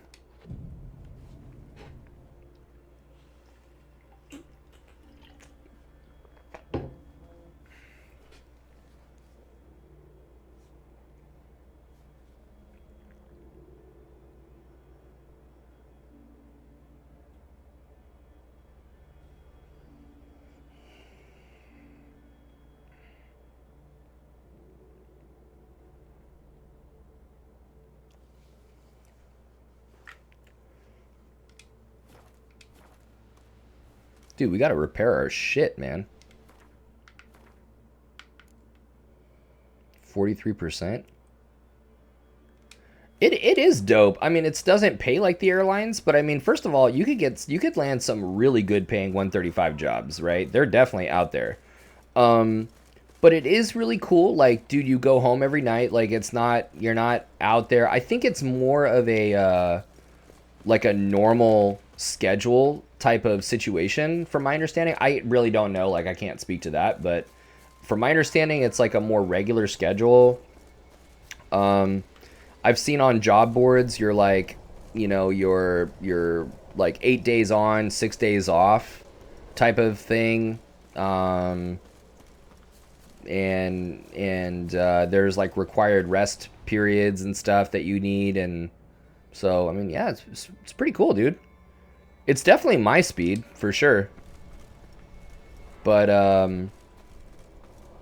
with all these guys, see, from my standpoint with the one-arm situation, I've applied to a couple different places, and they're like, they trip out on, like, my, they think that I'm unable to, like, load bags or, like, change out, like, lavs or whatever, and do the other duties. And, mandatory rest, yeah. And so I'm wondering if I actually need to build up time and go do airlines. And then, because I know that I could actually do right seat flying.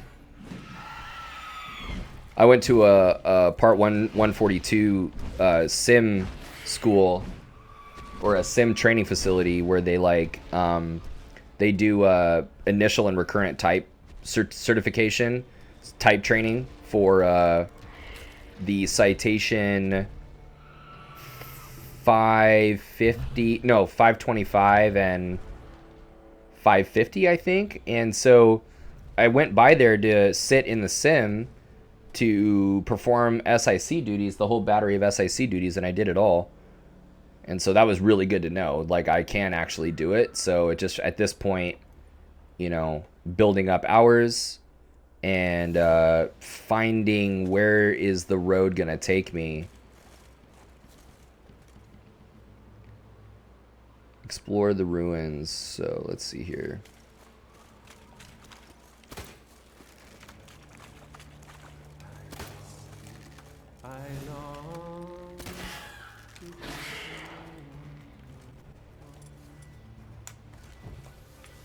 Yeah, I'm all about that mandatory rest too, dude. Shit.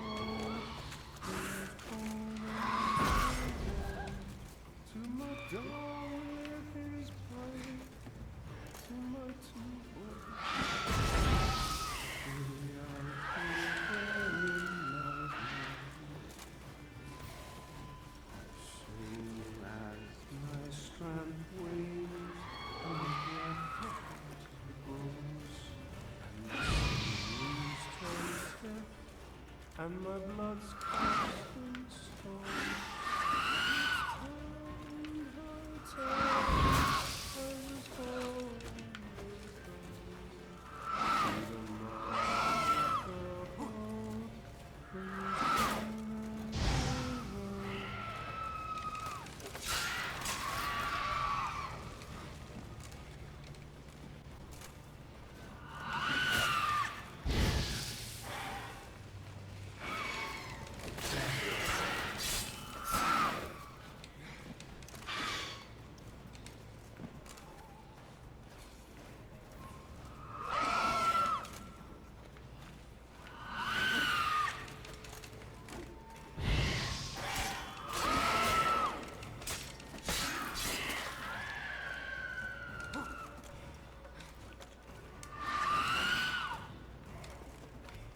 All right, sounds good, man. Yeah, thanks for stopping by, dude. Best of luck with those with the baking, man.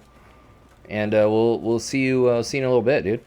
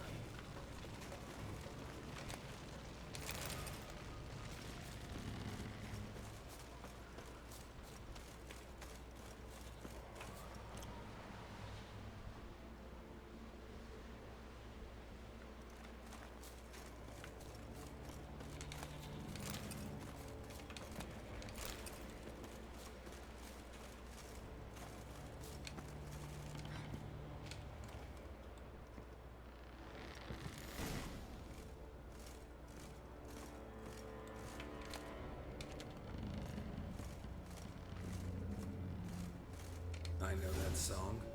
What are you doing here? Look, man. Another one. And so many times I've told him. What's that you say, Wilfred? Right you are. They never learn. At least this one heard a song before he died.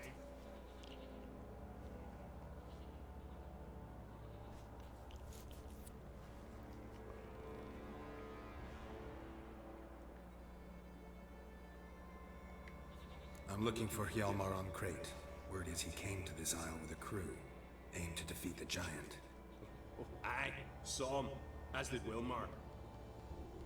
Sure it was him? Wilmar's got eyes like a hawk. They stood where you stand now. Poor shape they were in. Neath the red, Folin, Viggy. Just between you and me, that boy's not quite right in the head. Oh, the young on Crete was here too.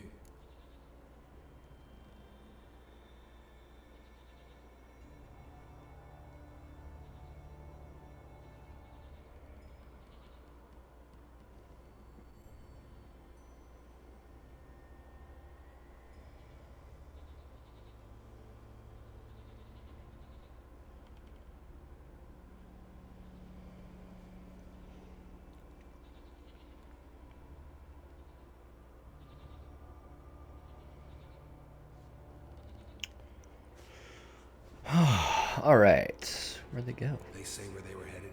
Did they, Wilmar? Oh, aye. Aim to make camp in the old guard tower. Easy enough to find. Stands in the middle of a valley. Garden, absolutely nothing. Try to come back for you once I found Hjalmar. Sound awfully sure you'll find him? Maybe you could kill the giant while you're at it. All on your own. They're the same to a man, aren't they, Wilhelm? All think themselves immortal. Gotta go. So long. Hey, if you really aim to return, mind bring me some solid twine. You're like to find it in the village. And nails. We're short on nails. Can you remember that? Nails and twine. I'll remember.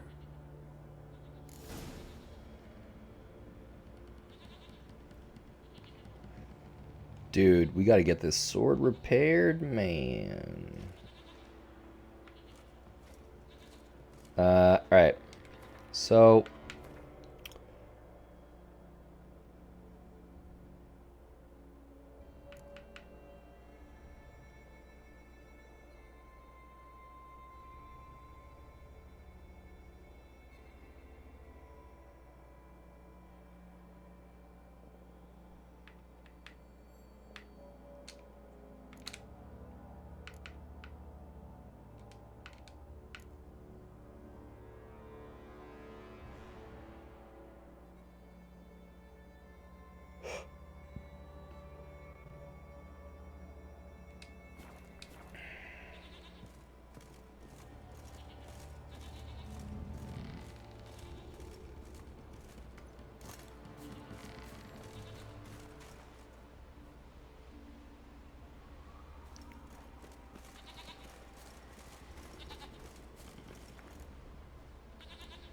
Okay, so where are these taking us?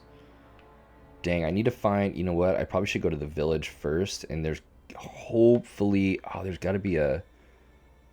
Damn. I need a armorer, man. So let's go directly south. You know what? I'll be right back. Bye.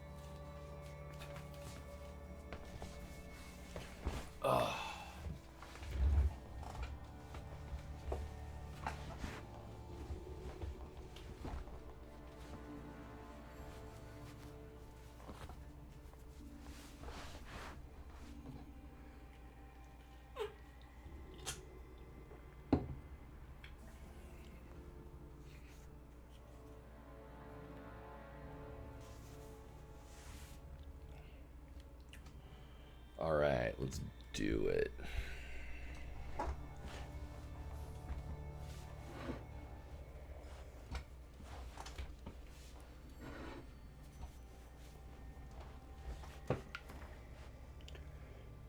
So yeah, directly south.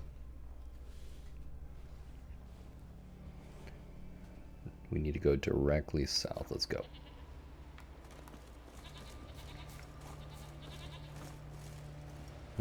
Probably can't climb up there. Wait, is it my... Which sword is it? Silver?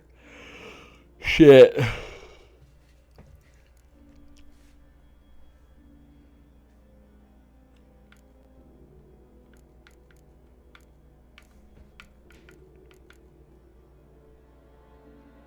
Damn, dude.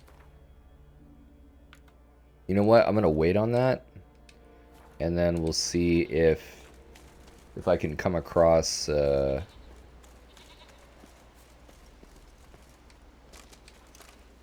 it! You can't mountain climb like you can in Skyrim. Dang. Oh shit. Oh shit. Yeah, dude, there are a fuck ton of neckers, dude. Whoa, whoa.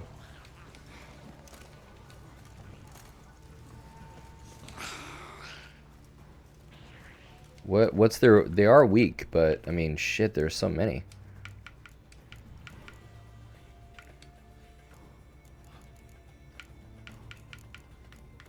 Oh, it's an Ogrid, I believe, yeah.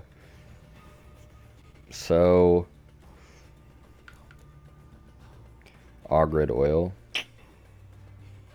God, fuck off, dude.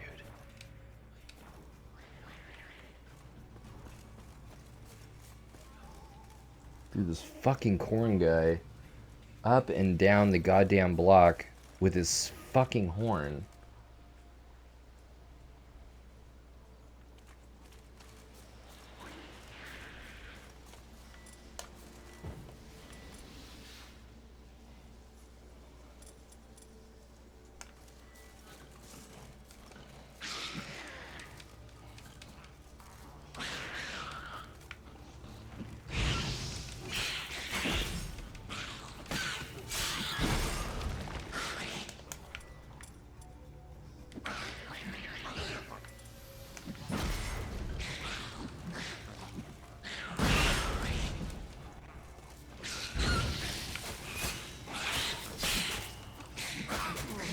Whoa, shit.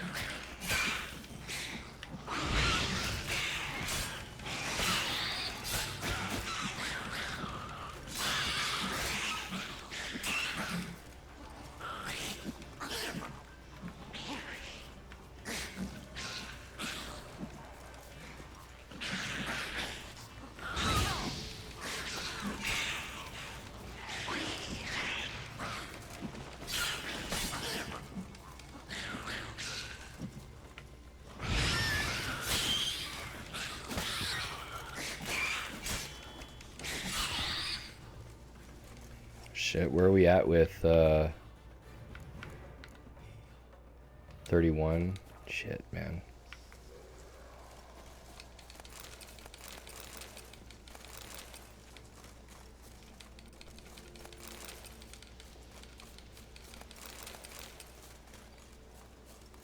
No, I think these guys are over here, right? There's like a... It should be like a nest or something somewhere over here. Yeah, dude. All right, cool. That's probably what's going on.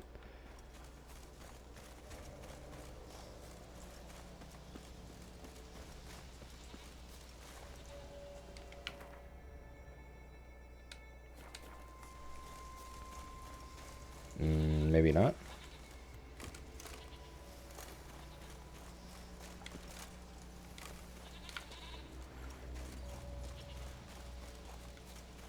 Feel like all those Wait, do neckers have a nest? Ooh, puppy. Were there just like a gang of neckers? Kind of don't want to meditate, but potentially...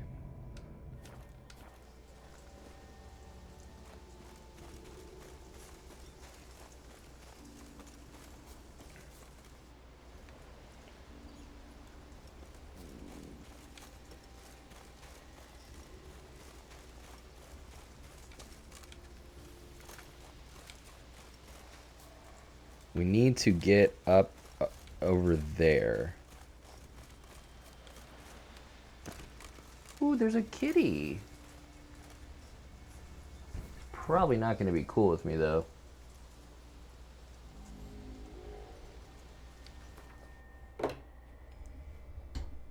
Let's go see. Hold on.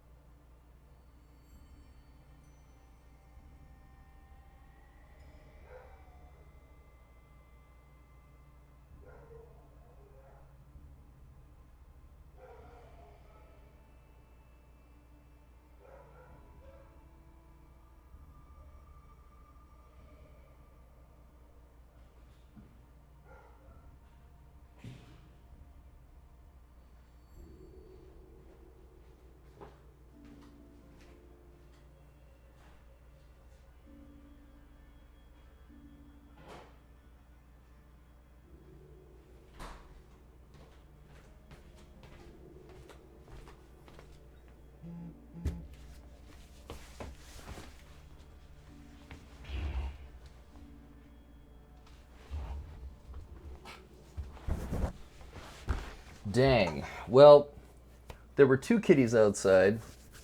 One of them, I got kind of close to. Never met the cat before, but he was thinking about being cool with me. And then this fucking idiot with his two stupid dogs. Two stupid dogs. Dude, wasn't that a Cartoon Network cartoon? Why did my brain just go off when I said two stupid dogs? Fucking idiot with his two stupid dogs comes rolling down the street, dude. And scares the cat away. I was so close, dude. Damn.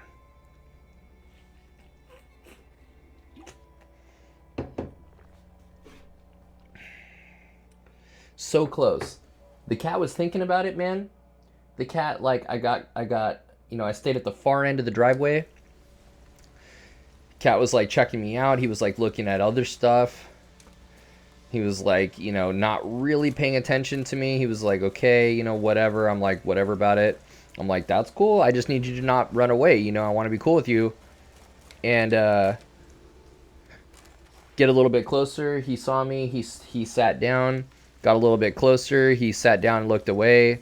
I'm like, okay, okay. And then I got pretty close. I got within like maybe like 4 feet or like 3 feet. And he started like rubbing up against my car. I'm like, oh fuck yeah, dude. That's when you move in for the kill, dude. And then that's when this fucker showed up with his stupid dogs that no one cares about. God, he messed the whole thing up, dude.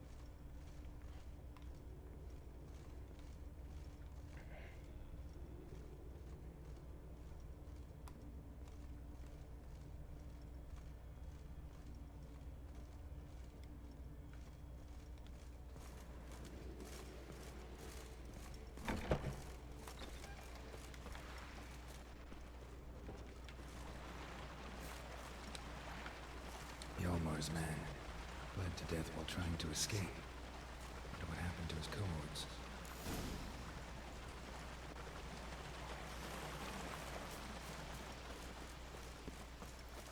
See, I'm not trying to do that right now. I'm actually trying to... Oh, shit. How am I on my... Dwarven axe, huh? Whoa, required level 24? Shit.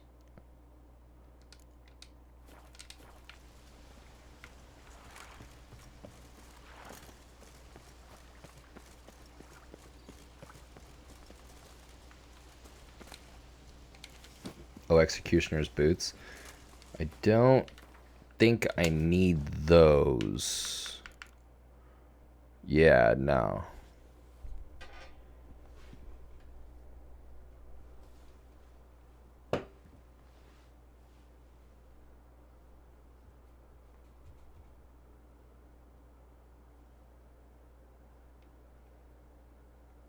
For 1.7?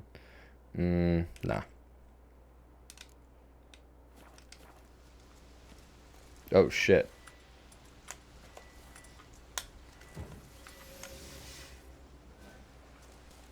But see, this is gonna fuck up my silver even more, dude.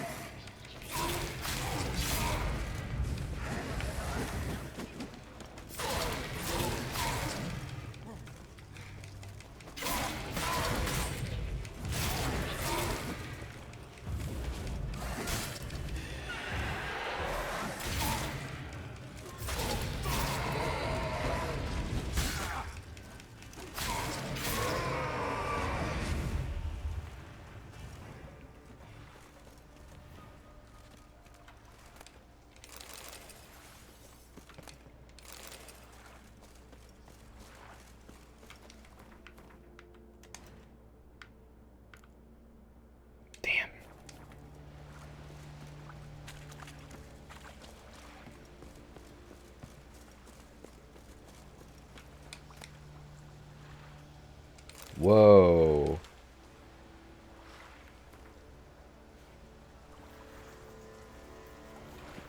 And then the old druid said, if it really is wisdom and knowledge you seek, take your most valuable possession and put it in the chest.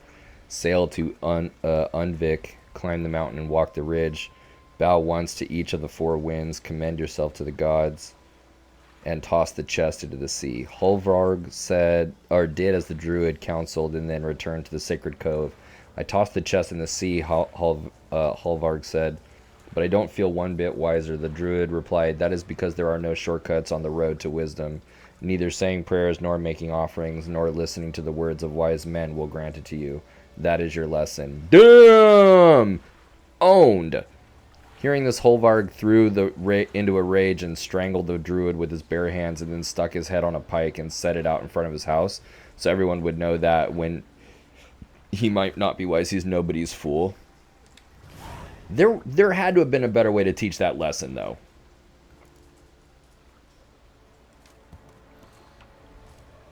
In all fairness.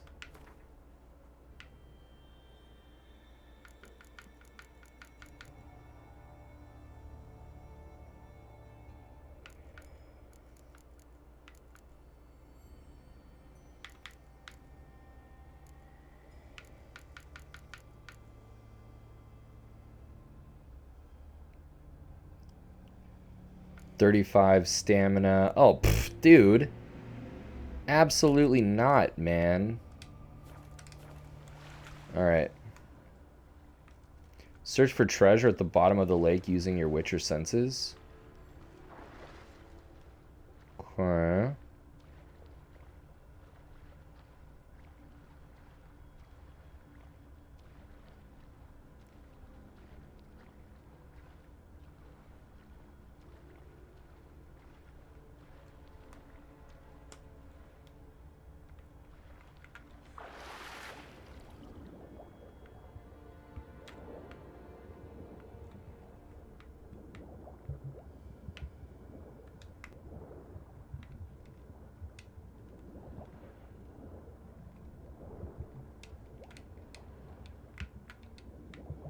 Dude. Shit.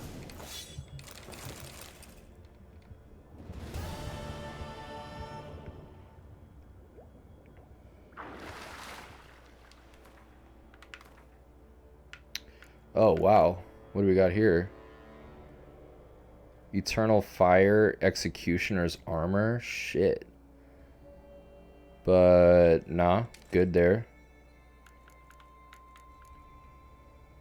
Steel sword, dude. Oops. So, yeah, it's definitely time to go to the armor. I gotta get rid of some stuff. I need to repair. Let's go to, yeah, I actually do need to continue on this kind of easterly heading.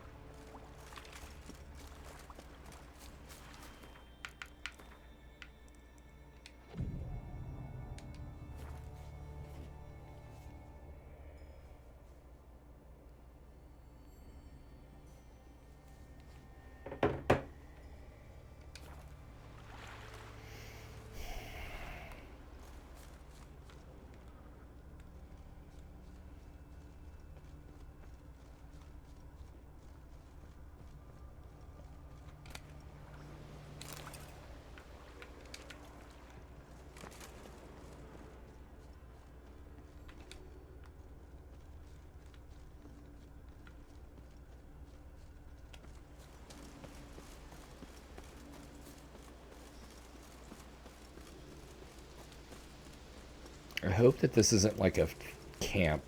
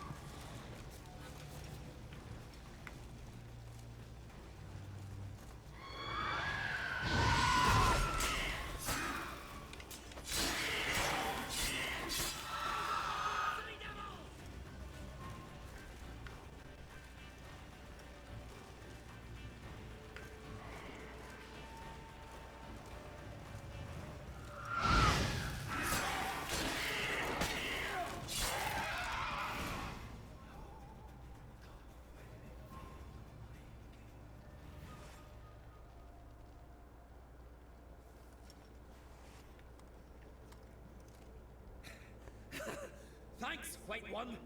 If not for you, that might have taken me much longer. And I need to see Leif. That bitch has nearly ripped his innards out. And we two are all that's left of my crew. All right. You might not have heard. I'm Hjalmar on Crate. And I'll never forget you helping me in a time of need. Geralt of Rivia. The Geralt of Rivia. Like in the ballad about the sorceress and the witcher. You're still alive. Looks like it. Right? Well, forgive me. Just thought that all happened long ago. My dad used to tell me stories of your adventures. So, what are you doing on Unvik? Interesting. Your father sent me. He needs you on Ard Skellig. Possible. Dad knows I'll not return till I kill the giant. Situation's changed. The fate of all Skelliger will be decided on Ard Skellig. They're getting ready to choose a new king. The fate of Skellig is being decided here. If I accomplish this deed, it'll mean the gods have chosen me to rule. The other claimants are already waiting at Caer Trolda. Seems I must hurry then. Time to face the giant. Coming with?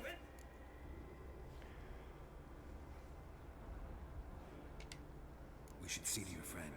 Right. His wounds need tending. Not what I meant. He's dead. What? Nah, he's just unconscious. Lost a bit of blood, you know. He's dead. Yeah.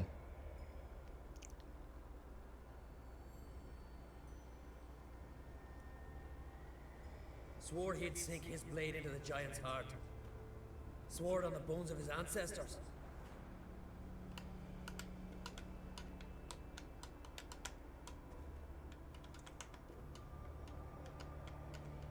Let's go.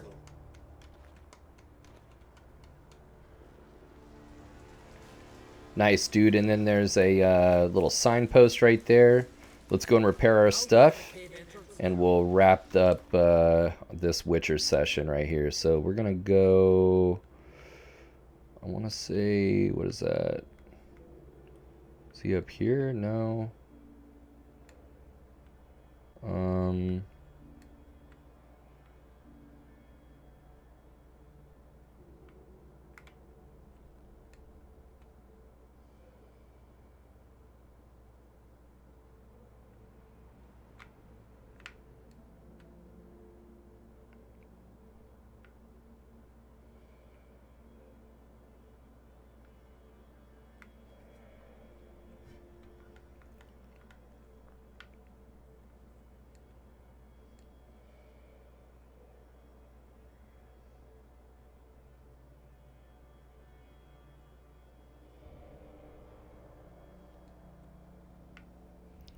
Yeah, maybe Caer Trolled.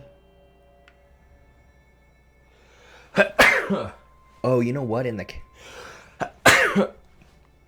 the castle, that's right. I remember here, I think. Yeah, that's right.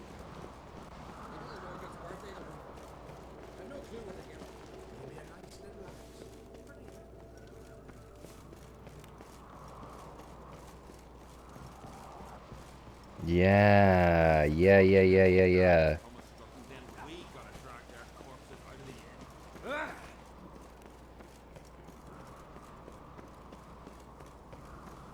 Wait, oops.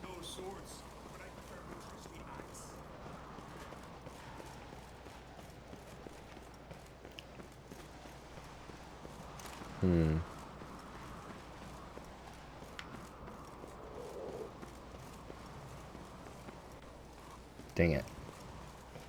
I know that there's one here.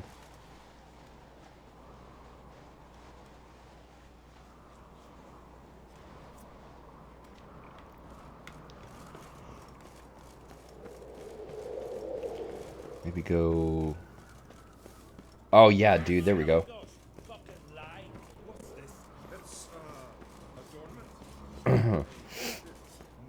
Yeah, this guy's good, too. Wouldn't mind a look at your stuff. So right away, let's get rid of some stuff. So we'll sell that. And I think sell my my steel sword.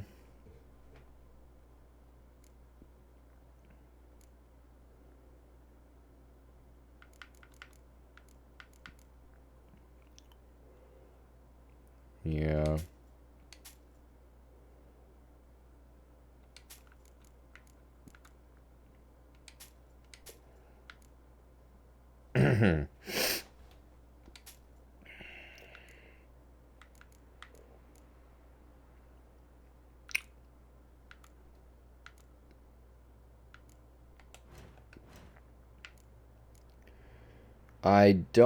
I want to dismantle. No.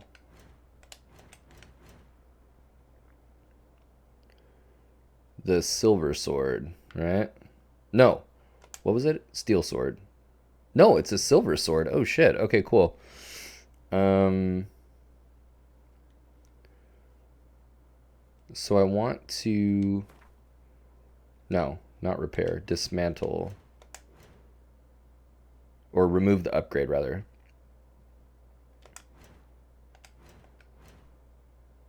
No, dude. It's a steel sword that I have that I need to replace. So I need to remove the upgrade of the steel sword, duh. Which sucks, because that's 94%. Damn, dude. That's okay. And then I will...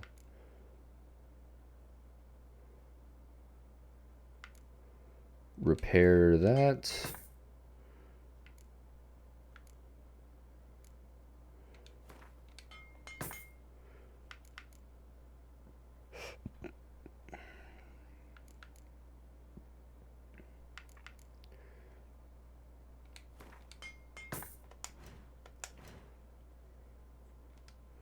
And then I need... There's got to be an easier way to, like, equip while I'm in the interface. But, like, so go here, inventory, and then equip that bad boy right there. And I want fire. Let's do poison and bleeding.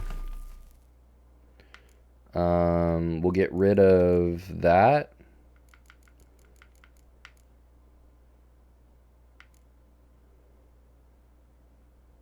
Silver is looking good, and steel's looking good.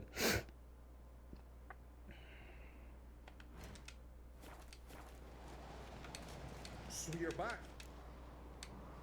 Wouldn't mind. Cool. Sell that. And...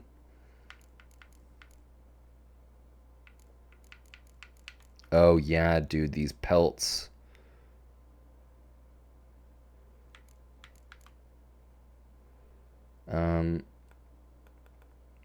If there's a way to organize them by weight, that'd be awesome. Oh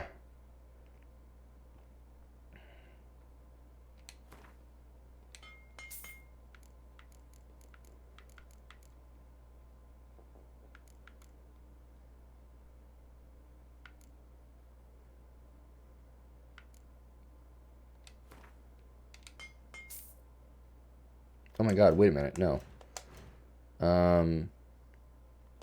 We need to sell that shit.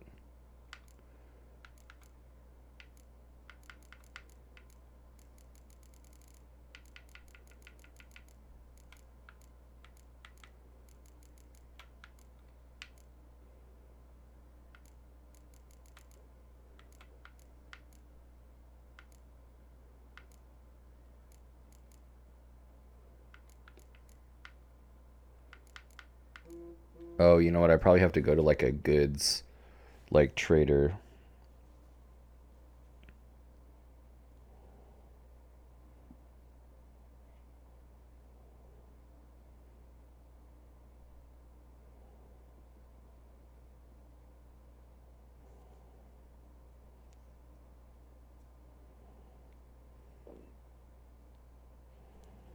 All right.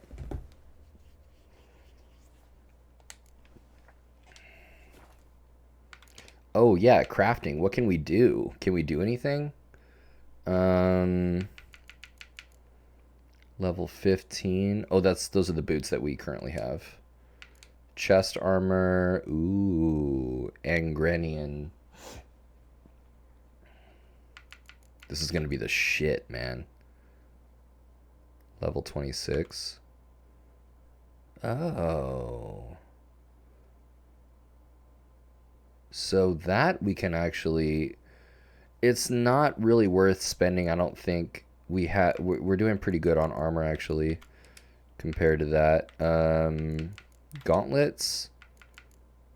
Ooh. Compare.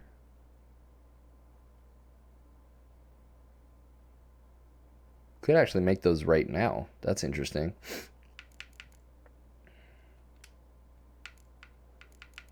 Trousers. Oh yeah, dude. Axeman's trout. Oh, okay. So we're actually doing pretty good in terms of being, you know, as good as we can be. That's pretty nice. And repairing, I think we're okay.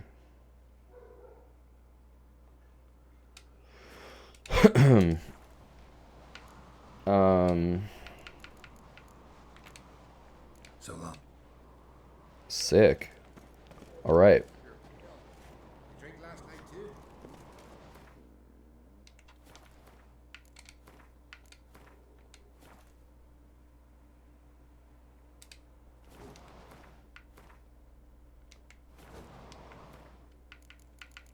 All right, cool. All right, let's get some work done, man. That was fun. Going to give the game a pause and get some of this presentation going. So yeah, I'll be back in a little bit, and thanks for hanging out. Talk soon.